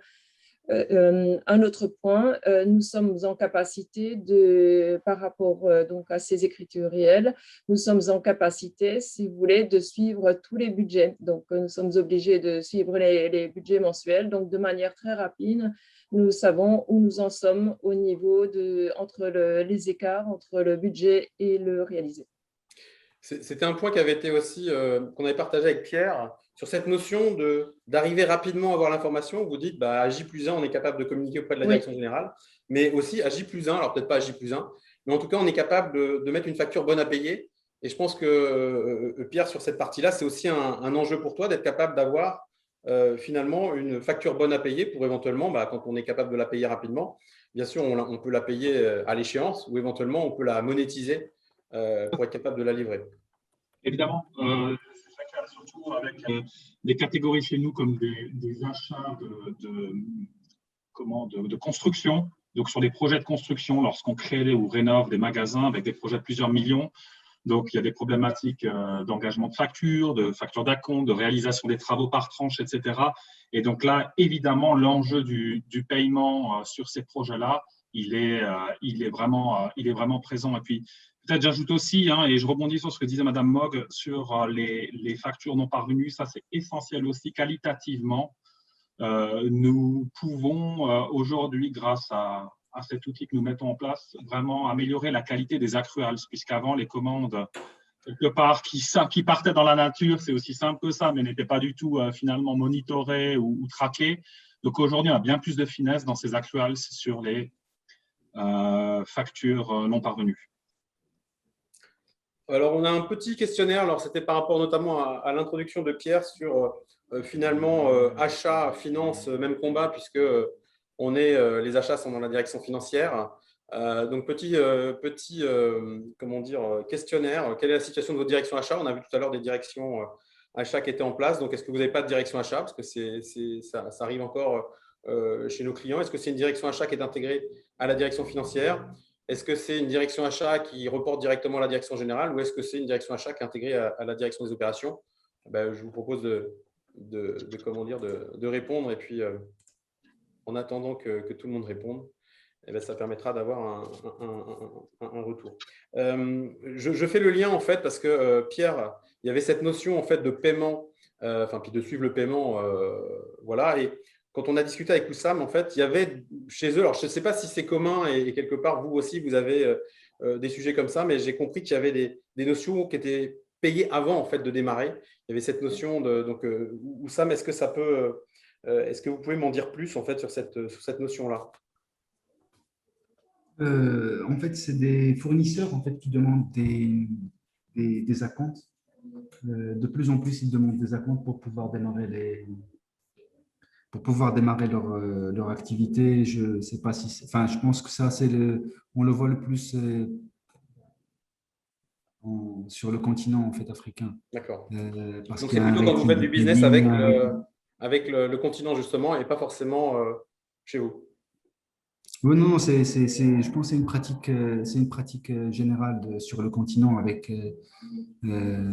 tout est importé et donc les fournisseurs ils connaissent pas forcément la taille des entreprises avec qui ils travaillent et tout, donc il y a de fortes demandes d'acompte en fait au démarrage. Ok, très bien. Je reviendrai sur les informations fournisseurs. En fait, c'est quand même quelque chose qui est… Alors oui, merci Michel. On va d'abord regarder. Donc effectivement, on voit encore beaucoup de direction achat intégrée à la direction financière et finalement la direction achat en fait intégrée au comité de direction, c'est encore, en tout cas dans le panel qu'on a, bien sûr, mais c'est moindre. Et puis il y a encore finalement des sociétés qui n'ont pas de direction achat. Alors, ça n'empêche pas de faire des achats, deux, de ne pas acheter n'importe comment. Mais en tout cas, c'est des axes d'amélioration, je pense, qu'on pourrait avoir, que vous pourriez avoir quand vous n'avez pas organisé cette fonction-là. Aujourd'hui, donc sur les achats à la finance, il y avait la notion de fournisseur. Donc, c'est quelque chose qui est important. Est-ce que les achats finalement et la finance sont solidaires de certaines informations fournisseurs? Lesquelles? En tout cas, dans cette notion de transport d'informations de l'amont avec le besoin jusqu'à l'aval, la facturation. Ange, est-ce que vous avez quelque chose à partager sur cette partie-là? Donc, effectivement, les informations, donc on les partage. Donc, c'est la partie achat, en fait, qui dispose des informations, des contacts avec les fournisseurs. Par contre, nous, côté ségrégation des tâches et en fait, gestion des informations financières, tout ce qui est coordonnées bancaires, c'est géré au niveau de la comptabilité. Ce qui veut dire que voilà, le besoin d'un système intégré base commune à tout le monde. Hein. Donc, effectivement, donc, il y a plusieurs notions hein, parce que d'un côté, dans le groupe, donc, on peut interagir, travailler avec le même fournisseur. Donc, plusieurs entités peuvent travailler avec le même fournisseur. Tout l'intérêt d'avoir une base commune, hein, donc, qui va centraliser toute l'information concernant ce fournisseur, donc, qui sera géré au niveau de la partie achat. Et puis, avec des workflows de validation, donc le service comptabilité va gérer tout ce qui est intégration des coordonnées bancaires, informations financières, l'information fiscale aussi, parce que c'est ce qui est important côté comptabilité, il faut qu'on soit en règle avec les réglementations fiscales. Hein. Et donc, du coup, tout ce qui est changement de coordonnées bancaires, c'est géré au niveau de la compta. Donc, nous avons un fort besoin de sécuriser ces informations-là, donc avec des workflows de validation pour des changements, hein, de modification, création de RIB, par exemple. Donc, c'est le DAF qui va valider. Et puis, tout ce qui est information achat. Donc, le service achat a besoin de faire un achat particulier, je dis n'importe quoi, de PC, par exemple. Donc, il va aller collecter dans la base de tous les fournisseurs listés du groupe pour avoir avec qui on travaille, avec qui on a déjà travaillé et qui sont bien évalués. Donc, voilà, l'intérêt d'avoir cette base commune pour toutes les sociétés. Alors, du coup, je profite en fait de ce partage-là pour poser une deuxième question sur justement cette notion de base fournisseur qui est portée par la finance et qui, entre guillemets, alimente la partie achat, l'outil achat, ou est-ce que c'est le contraire? Donc, il n'y a pas de règle, en fait, on voit tout, mais l'idée, c'est de dire, aujourd'hui, est-ce que vous êtes plutôt, en termes d'achat, alimenté par la finance? Est-ce que le référentiel fournisseur est plutôt alimenté par les achats? Est-ce que c'est aucun des deux? Parce qu'à un moment donné, vous avez du fichier Excel, par exemple, parce que ça existe encore beaucoup dans les organisations. Et éventuellement, vous pourriez avoir d'autres applications. Je pense à côté Migros, on a aussi de la GMAO, de la gestion assistée par ordinateur. Donc, on pourrait imaginer qu'il y a des fournisseurs qui soient présents là. Et puis, pas d'outil achat où effectivement, on va se refocaliser sur plutôt un process, plutôt des fichiers Excel et puis finalement, de la circulation en parapheur d'informations. Donc, voilà, l'idée, c'est de répondre un petit peu sur ce que vous avez aujourd'hui chez vous pour qu'on voit un petit peu l'état de l'art des participants de la solution. Alors, donc, je dirais, nous, notre objectif, c'est 0 papier, donc plus de parapheur demain. Donc, très vite hein, d'ailleurs, puisqu'on a un objectif au 30 juin d'éliminer tout ce qui est papier. Ensuite, effectivement, c'est les achats qui alimentent les informations.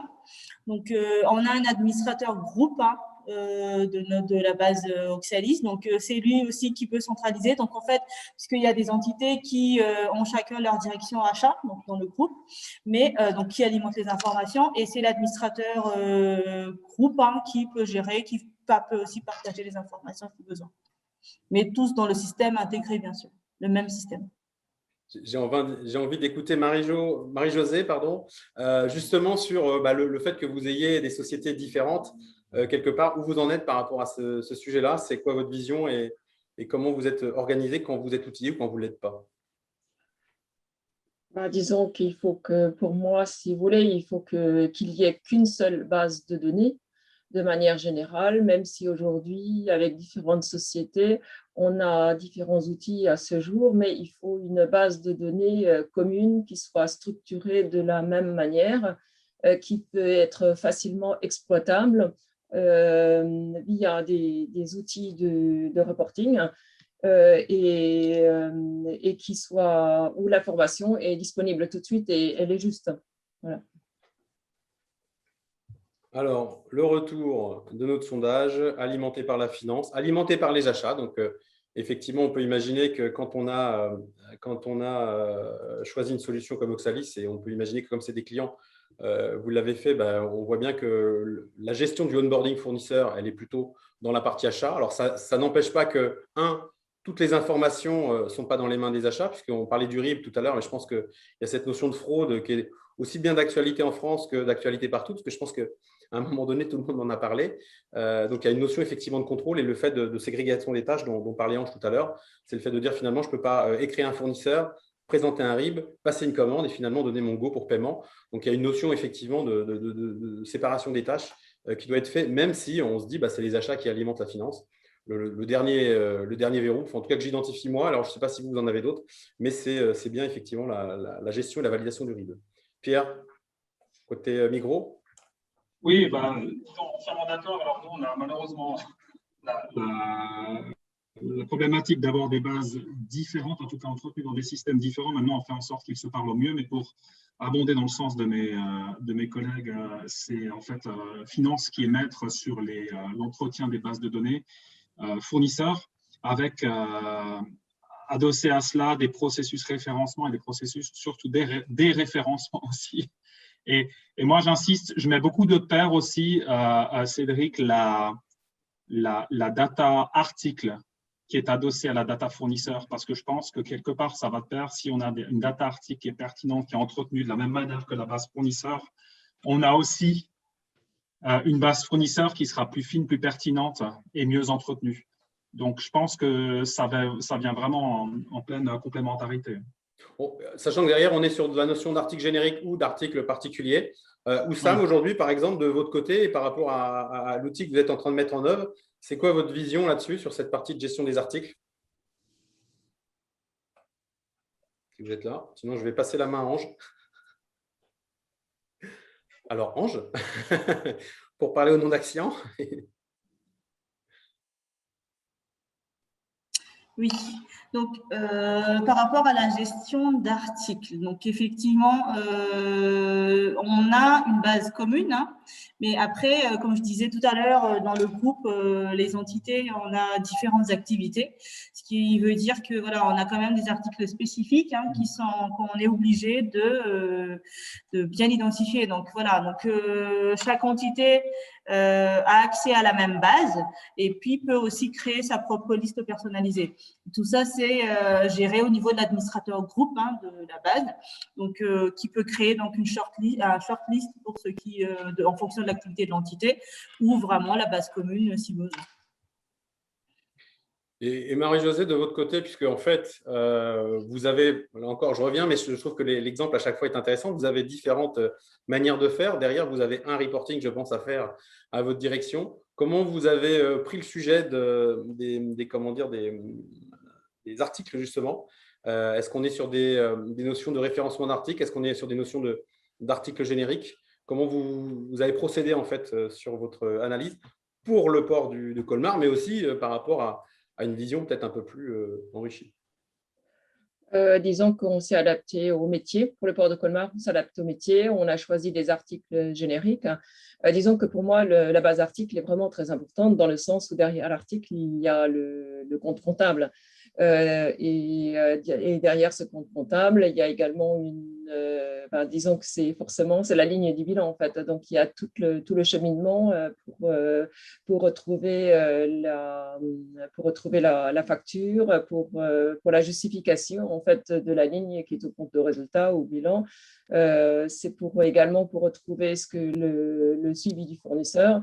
Si vous voulez, pour moi, c'est crucial que cette base d'articles soit bien renseignée. La base d'articles soit bien renseignée, la partie sous-famille est bien renseignée, les familles sont bien renseignées parce que ça apporte aussi au niveau des statistiques. Au niveau des statistiques qui viennent du système Oxalis, c'est important d'avoir des statistiques qui soient très bien structurées. Il est aussi important pour moi d'avoir que les statistiques se reflètent en fait au niveau de la comptabilité, au niveau de l'organisation de la compta. C'est important lorsqu'on tire un reporting pour une direction financière et lorsqu'on a des regroupements, qu'on parle au niveau de la compta avec le même langage ou avec les mêmes regroupements qu'on a au niveau des statistiques, au niveau Oxalis. Disons que si vous voulez, pour moi, c'est vraiment très important. Oxalis apportera, les statistiques d'Oxalis apporteront l'avantage d'approfondir des points qu'on ne suit pas en comptabilité parce qu'on ne va pas au niveau du détail des articles ou au niveau des détails des articles commandés par les fournisseurs, on ne va pas dans ce détail, mais Oxalis qui nous sert si vous voulez, de support pour suivre toutes ces familles d'articles, nous on suit également par région, tout simplement par produit également. On suit également la partie interne. Donc, si vous voulez, pour nous, c'est le fait que l'information de base, le compte comptable, que l'article soit bien, que l'information soit correcte. C'est vraiment une priorité pour moi, en fait. Une priorité. Très bien, merci. Pierre, justement, parce que je vois opiner, effectivement, vous êtes en phase. Vous avez commencé l'échange en fait, en parlant des achats, les familles et tout ça. Puis finalement, là, on est en train de parler, parce que le point de départ, c'est la comptabilité aussi de votre côté. Mais du coup, vous avez parlé des achats et effectivement, toute cette notion de comptabilité qui est importante pour vous. Donc, il y a bien un mix, entre guillemets, entre la vision achat, la notion de cartographie, de segmentation achat qui est importante, avec des notions d'articles génériques ou éventuellement plus particulières. On sait qu'on va avoir pas que des articles génériques, on va peut-être avoir quelques catalogues. Mais derrière, effectivement, de pouvoir parler à la comptabilité pour effectivement avoir les analyses que Marie-Josée expliquait à l'instant. Tout à fait. Alors moi, ça me parle beaucoup parce que, si vous voulez, on a mis en place un vaste programme de transformation de notre entreprise il y a 3 ans de cela, et en particulier avec un projet d'optimisation des achats indirects. Et j'ai le souvenir, c'est un projet que j'ai dirigé à l'origine de ce projet, on a dû donc établir un spend cube. Alors moi, bon élève, je prends mon plan comptable, mais là, on se rend compte que ce n'est pas du tout ça, en fait, un spend cube achat indirect. Et il a fallu faire peut-être 3 semaines de travail sur des bases de données Excel pour finalement traduire un PNL en un spend cube achat qualitatif, catégorisé, avec des catégories d'achat, problématiques OPEX, CAPEX, fournisseurs multicatégories, etc. Et je suis vraiment convaincu que finalement, ce mapping entre les articles, qu'ils soient d'ailleurs génériques, parce qu'on a la possibilité de choisir ensuite le code comptable, et ou les articles référencés et le code comptable, donc la nature comptable ou le compte de charge de PNL, ça c'est essentiel, c'est le passage de témoin finalement d'un métier à l'autre, et ça assure aussi la production d'un spend cube actualisé à tout moment. Chose évidemment qu'il n'est pas possible de faire si on n'a pas des systèmes connectés avec des mappings de compte entre un article acheté et puis un compte comptable. Du coup, je vois Oussam revenir sur cette notion en fait, d'article générique ou d'article catalogue quelque part. Aujourd'hui, comment vous prenez le sujet? Est-ce que vous êtes plutôt sur des notions d'articles génériques rattachés à des segmentations achats, ou est-ce que vous êtes plutôt sur des articles finance, on va dire, et quelque part pour pouvoir parler à la comptabilité demain, ou est-ce que vous faites le mix des deux en fait, puisqu'effectivement, ce que Pierre expliquait, c'est justement la bonne pratique. Je vous en reparlerai après, mais c'est quoi aujourd'hui le mode de fonctionnement que vous avez prévu de votre côté? Pour nous, c'est un mix des deux en fait. Donc, aussi bien partie achat que partie comptable. Ça veut dire qu'aujourd'hui, vous êtes en train d'identifier des catalogues potentiellement que vous pourrez pousser à vos demandeurs pour qu'ils puissent passer les commandes. C'est ça, en fait, oui. En fait, pour les télécoms, les achats sont bien définis. Pour tout ce qui est vendable, on achète des cartes SIM et des téléphones. Et le reste, c'est des antennes et de la fibre. Donc, ce qu'on fait, c'est on a principalement, pour les équipementiers, on travaille avec les plus gros, c'est Ericsson et Huawei. On a une liste de prix et on fait ce qu'on appelle un price book, puisqu'on rachète toujours la même chose en fait avec des upgrades, mais on a un price book qu'on définit en amont avec les équipementiers, et c'est sur cette base-là qu'on fait les achats. Ok, Ange, du coup, sur la partie, parce que vous êtes en charge quelque part de la comptabilité de tout un tas de sociétés de petite taille, pas forcément outillées, en tout cas diverses en termes de maturité. Comment finalement vous assurez de l'alignement de toutes ces informations aujourd'hui et à terme éventuellement, parce qu'il y a le projet de déploiement de la solution, mais aujourd'hui, comment vous essayez d'arriver à réconcilier les informations fournisseurs, qu'elles soient côté achat ou côté compta, les notions d'imputation, effectivement, comment ça se passe? Est-ce que vous avez une organisation particulière quand vous n'êtes pas outillé? Ou est-ce que globalement, vous avez mis en place un workflow et vous êtes capable finalement d'automatiser un petit peu, même sans outil, vous êtes capable d'automatiser un petit peu le fichier Excel que vous envoyez dans le process? Alors, donc en fait, nous, notre objectif, c'est d'avoir un système intégré, c'est-à-dire que le logiciel, donc partie Oxalis qui gère les achats, va parler avec Sage. Donc, il y aura un interfaçage avec Sage. Donc, toutes les informations seront centralisées sur l'outil de gestion des achats. Après, donc du coup, à chaque déploiement, hein, puisque donc là, je vous dis, on est en train de déployer pour 3-4 sociétés du pôle service.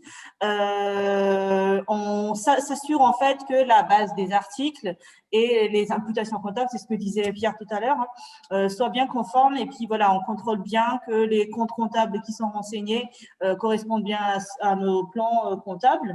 Et c'est ce qu'on intègre après dans l'outil. Donc après, c'est vraiment un workflow avec des interfaçages directs. Hein. Donc de la passation de la commande, donc demande d'achat. Donc là, c'est le choix de l'article qui va déterminer.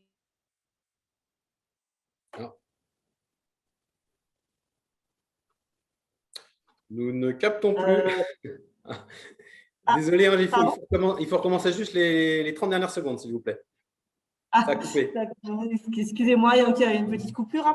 Donc, en fait, je disais, dès la demande d'achat, donc c'est le choix de l'article qui va déterminer l'imputation comptable. Ah. C'est l'imputation, effectivement. On reprendra Ange dès qu'elle sera débloquée. On n'a pas le sujet avec Thelma. Du coup, vous êtes sur la même île comme quoi. Ah, ça y est, Ange revient. Il faut enlever le haut-parleur. Enfin, il faut mettre le micro.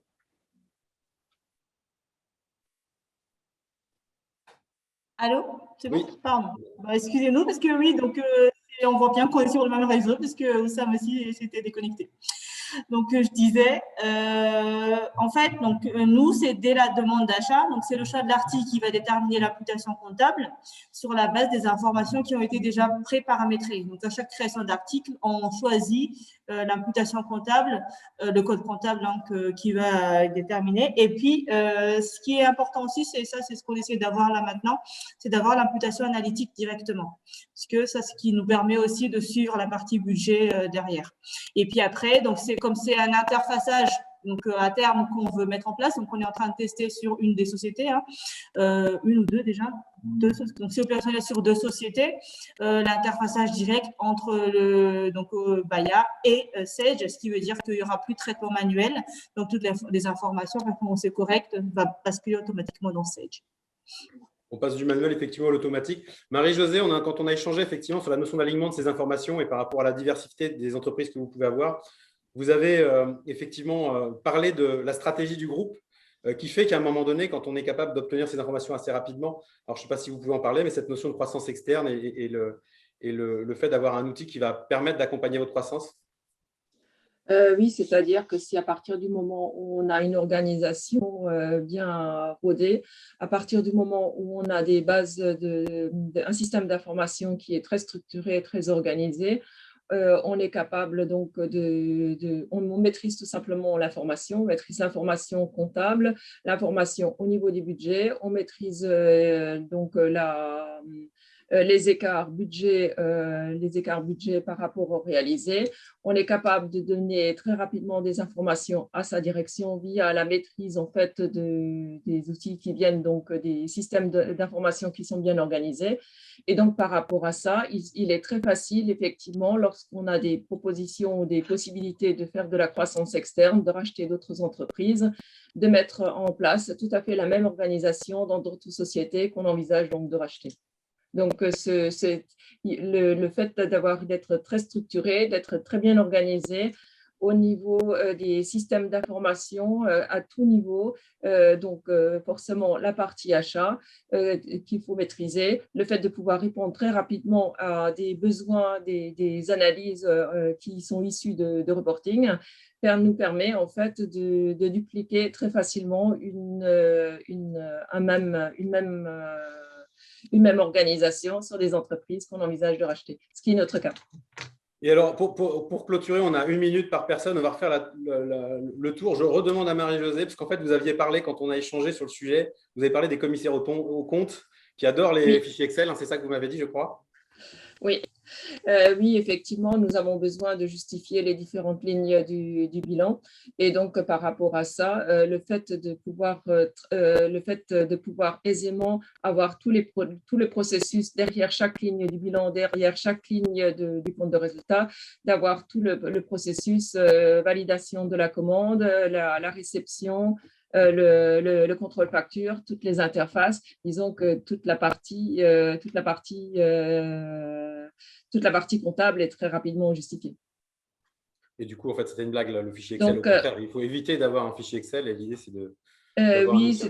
oui, donc ça permet de gagner en rapidité, ça permet d'avoir une piste d'audit fiable, ça permet disons que également, ce qu'on disait tout à l'heure, ça te permet de payer très rapidement les fournisseurs, de respecter les échéanciers fournisseurs, parce que du coup, on est organisé à chaque étape, on a des workflows, on maîtrise les budgets, et donc à partir de ce moment-là, on est structuré sur la partie financière pour respecter les différentes missions en fait, de la partie finance. Oussam, une minute pour clôturer par rapport aux échanges qu'on a eus. Quelque chose à compléter? Pour remettre vous avez coupé le micro. Pour ouvrir, voilà. Donc, je disais que c'est vraiment un outil qu'on attend impatiemment pour l'implémenter. Ça va nous servir à définir un bon workflow, donc du budget, de l'engagement, en fait, de l'engagement jusqu'au paiement des fournisseurs à temps. Donc, c'est un outil qu'on attend impatiemment pour l'implémenter chez nous. Très bien. Ange? Alors, donc moi, je dirais qu'au niveau d'un centre de services partagés, mais aussi au niveau du groupe, donc l'enjeu, c'est vraiment d'avoir une traçabilité des engagements de dépenses. Donc, dès la demande d'achat jusqu'à vraiment au paiement des factures, donc on suit le cycle de la commande. Et puis, aussi d'avoir un système sécurisé, puisque avec des workflows de validation, donc voilà, une personne ne peut pas changer n'importe comment des informations. Tout est vraiment sécurisé via des workflows de validation. Et puis, à terme, donc nous, ce qu'on veut mettre en place, c'est surtout ce système-là intégré qui va parler directement à Sage, ce qui veut dire que voilà, il y aura moins d'intervention humaine, donc tout ce qui est jusqu'à la comptabilisation, paiement des factures, suivi des acomptes et tout ça. Donc ça, c'est vraiment un enjeu déterminant pour nous, d'où donc vraiment cette accélération du déploiement de l'outil sur toutes les entités, notamment à Madagascar déjà, et puis on essaiera aussi d'étendre côté Afrique bientôt. Très bien, merci Ange. Et je terminerai avec Pierre du coup. Oui, alors je rebondis évidemment dans le sens des intervenants, avec pour nous, une mise en place d'un outil qui sert deux objectifs, celui des gains catégoriels, comme donc des achats par catégorie, des gains transactionnels, comme je l'ai répété à plusieurs reprises, au service des opérations, donc des services consommateurs, d'une part, mais aussi au service des différentes fonctions de la direction financière dans notre entreprise, à savoir la comptabilité, on s'est bien attardé dessus, mais aussi donc, la comptabilité sur le flux de traitement des engagements et factures et leur paiement, le contrôle de gestion pour l'aspect performance budgétaire, puisqu'on l'a dit, on a la possibilité d'indiquer un centre de coût quelque part dans les passations de commandes, l'audit, comme l'a dit Marie-Josée Mock, puisque effectivement en matière de compliance, on renforce quand même finalement la documentation des engagements, qui a validé quand et à quel niveau. Et voilà, c'est à peu près tout pour moi. Donc, merci. Écoutez, c'est moi qui vais vous remercier à tous. Je vais repasser la parole à Laurent pour la conclusion. Donc, merci Oussam, merci Marie-Josée, merci Pierre et merci Ange. Et puis, rendez-vous en fonction des projets. C'est plus ou moins rapide, mais avec plaisir de vous revoir sur les projets. Je te laisse terminer. Au revoir. Merci beaucoup, merci à tous nos intervenants, merci Cédric, le timing est parfait, tout s'est bien enchaîné et puis on a eu deux belles tables rondes avec des échanges de qualité, on n'en doutait pas, avec beaucoup de témoignages, de partage d'informations. J'espère que tout ça a été riche aussi d'enseignements ou au moins d'informations pour vous, pouvoir vous positionner et comprendre encore un peu mieux l'écosystème dans lequel on évolue, nous, Oxalis, et proximité et les besoins qu'on a besoin de couvrir, effectivement, auxquels on répond jour après jour, semaine après semaine. Donc, voilà, merci encore pour ces témoignages, c'est très important. J'ai retenu deux choses que je voudrais vous partager sur ces tables rondes. Déjà, la première, ce que j'ai vraiment retenu, c'est encore une fois une grande diversité et beaucoup de variables. Je retiens la phrase « attention, trop d'indicateurs tue l'indicateur ». Donc là, petit clin d'œil, mais aussi un point important qui vous caractérise tous, c'est-à-dire qu'il y a beaucoup d'éléments à analyser, beaucoup d'éléments qui sont demandés et effectivement, il faut pas se noyer dans tout cela. C'est une chose que je vais retenir de cette première table ronde. Et puis sur la deuxième, l'importance du partage de la donnée et pas uniquement la donnée fournisseur. J'ai bien noté le recoupement d'intérêts ou d'enjeux autour des données articles qui portent les éléments comptables notamment. Et là, on parle de lien entre achat et finance. On voit encore, et au travers du sondage et de vos témoignages, l'importance de collaboration nécessaire entre la finance et les achats, et que l'outil peut évidemment être un formidable trait d'union pour, dans un process global, penser avec tout le monde dans un mode purement collaboratif de sécuriser les workflows, sécuriser les engagements. Donc voilà, c'est important pour nous de confirmer, de partager ces informations avec vous pour comprendre où on va et être sûr de répondre à vos enjeux. Sur les minutes qui nous restent, je voudrais vous parler un petit peu aussi d'actualité produit. Là, vous avez tous connaissance que, évidemment, le produit Oxalis est un produit unique. On n'a qu'une seule ligne de produit, donc tout le monde l'utilise et de manière très, très diverse de par ce qu'on a pu toucher aussi et apercevoir ce matin de particularités, de différences, d'avancement, de maturité, différences de fonctionnement, d'organisation multisociété, une organisation à l'international et différentes organisations métiers. Tout ça est très, très riche pour nous d'informations, de process, de fonctionnement, de bonnes pratiques. Et évidemment, l'actualité produit et notre roadmap produit doit coller à tout cela pour à la fois répondre à ces enjeux, prendre de l'avance aussi, ou permettre de prendre de l'avance et sans aucun doute un certain nombre d'avantages concurrentiels aussi sur le marché. C'est des points à ne pas négliger.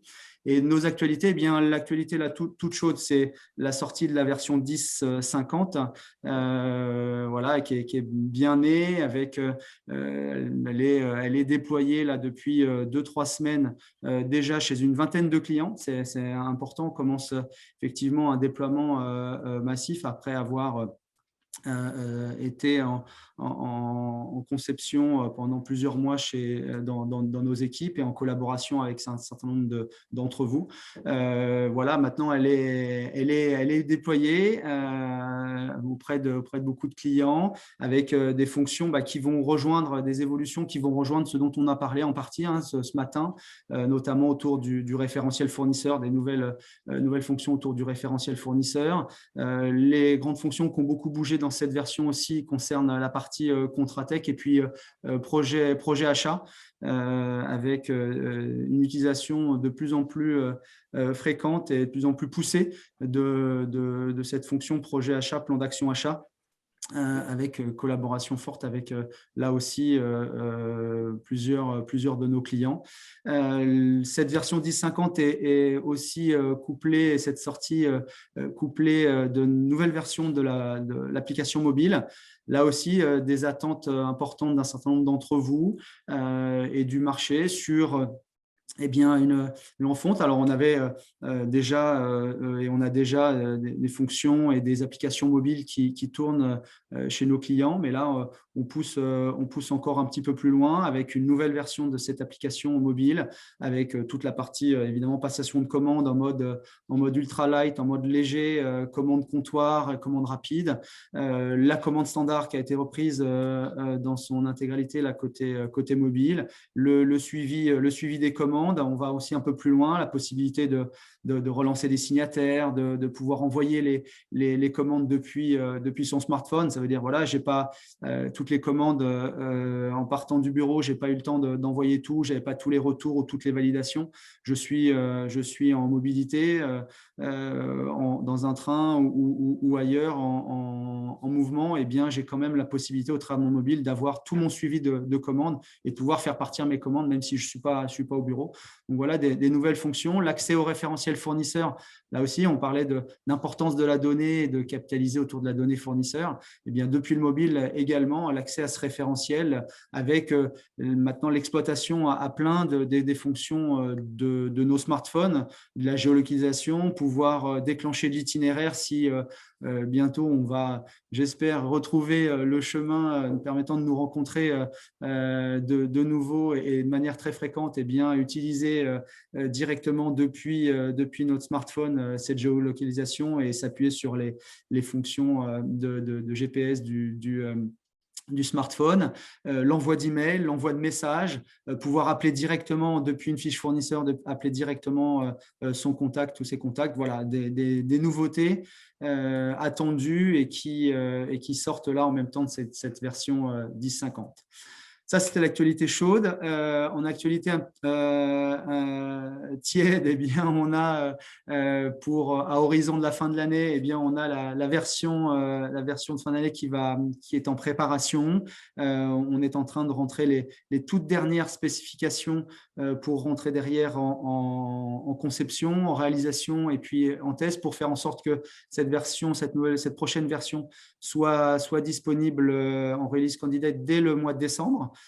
Donc, avec là aussi beaucoup de fonctions qui vont évoluer, encore beaucoup d'investissements pour faire évoluer des fonctions comme les appels d'offres. Là, on a sur la table la suite des évolutions côté projet achat et beaucoup d'évolutions côté appel d'offres. Et avec le pendant de processus de consultation et de sourcing avec le portail fournisseur également. Donc, des fonctions beaucoup tournées autour du source to contract qui vont avancer dès la fin de l'année. Et là aussi, un certain nombre d'entre vous attendent ces évolutions et on aura à cœur effectivement de pouvoir échanger dans ces prochains mois pour vous préparer à la réception de cette nouvelle version. D'autres éléments comme des connexions et plus en plus de connexions à des plateformes externes, que ce soit pour de la donnée, pour des plateformes de documents, de nouveaux punch-out qui arrivent aussi avec des fournisseurs qui avancent avec la connexion vers des sites marchands de fournisseurs ou des marketplaces. Ça, c'est aussi un travail quasi maintenant constant de nos équipes pour connecter Oxalis à toutes ces plateformes avec lesquelles vous travaillez aussi et qui viennent enrichir, encore une fois, la data, qui viennent favoriser le collaboratif, que ce soit en interne, avec vos clients internes, avec les directions opérationnelles et les différentes directions de l'entreprise, mais aussi avec les fournisseurs. On travaille, pour compléter, on travaille aussi une étude en cours en lien avec ce qu'on vient de voir, lien achat-finance. On a parlé de FNP, on a parlé de processus allant jusqu'à favoriser et aider le contrôle et le paiement jusqu'au bout de chaîne, le paiement des fournisseurs. Aujourd'hui, il y a de plus en plus de soucis et vous rencontrez au travers de fraudes, notamment au RIB, eh bien, il y a des plateformes et des services externes Oxalis qui proposent maintenant en lien direct avec les systèmes bancaires de contrôler et de garantir eh bien, les bonnes coordonnées bancaires et l'authenticité d'un RIB.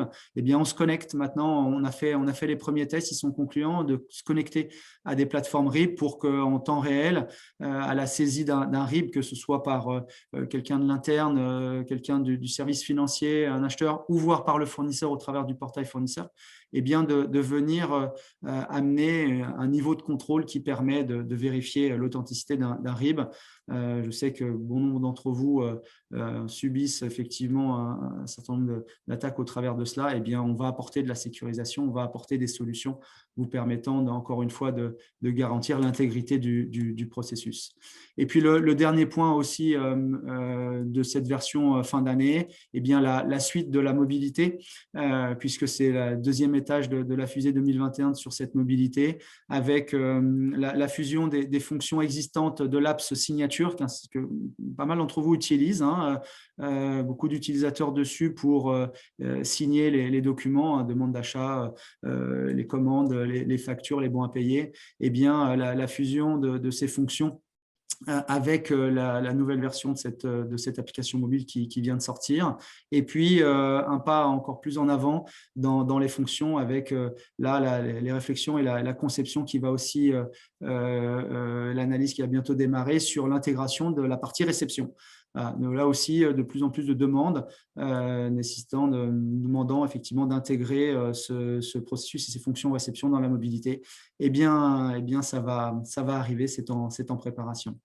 Voilà, donc je vous laisserai revenir vers vos correspondants habituels, que ce soit support, projet ou vos interlocuteurs au service commercial pour échanger plus en profondeur sur ces différentes fonctions et les arrivées de nouveautés, de voir et de préparer. On industrialise aussi beaucoup le process en ce moment de montée de version pour pouvoir aussi aider ceux qui le demandent ou ceux qui effectivement nous sollicitent là-dessus. Donc là aussi, je vous laisse revenir vers vos équipes vos équipes Oxalis pour voir le détail et comment ces montées de version sont en train de s'industrialiser auprès de vous.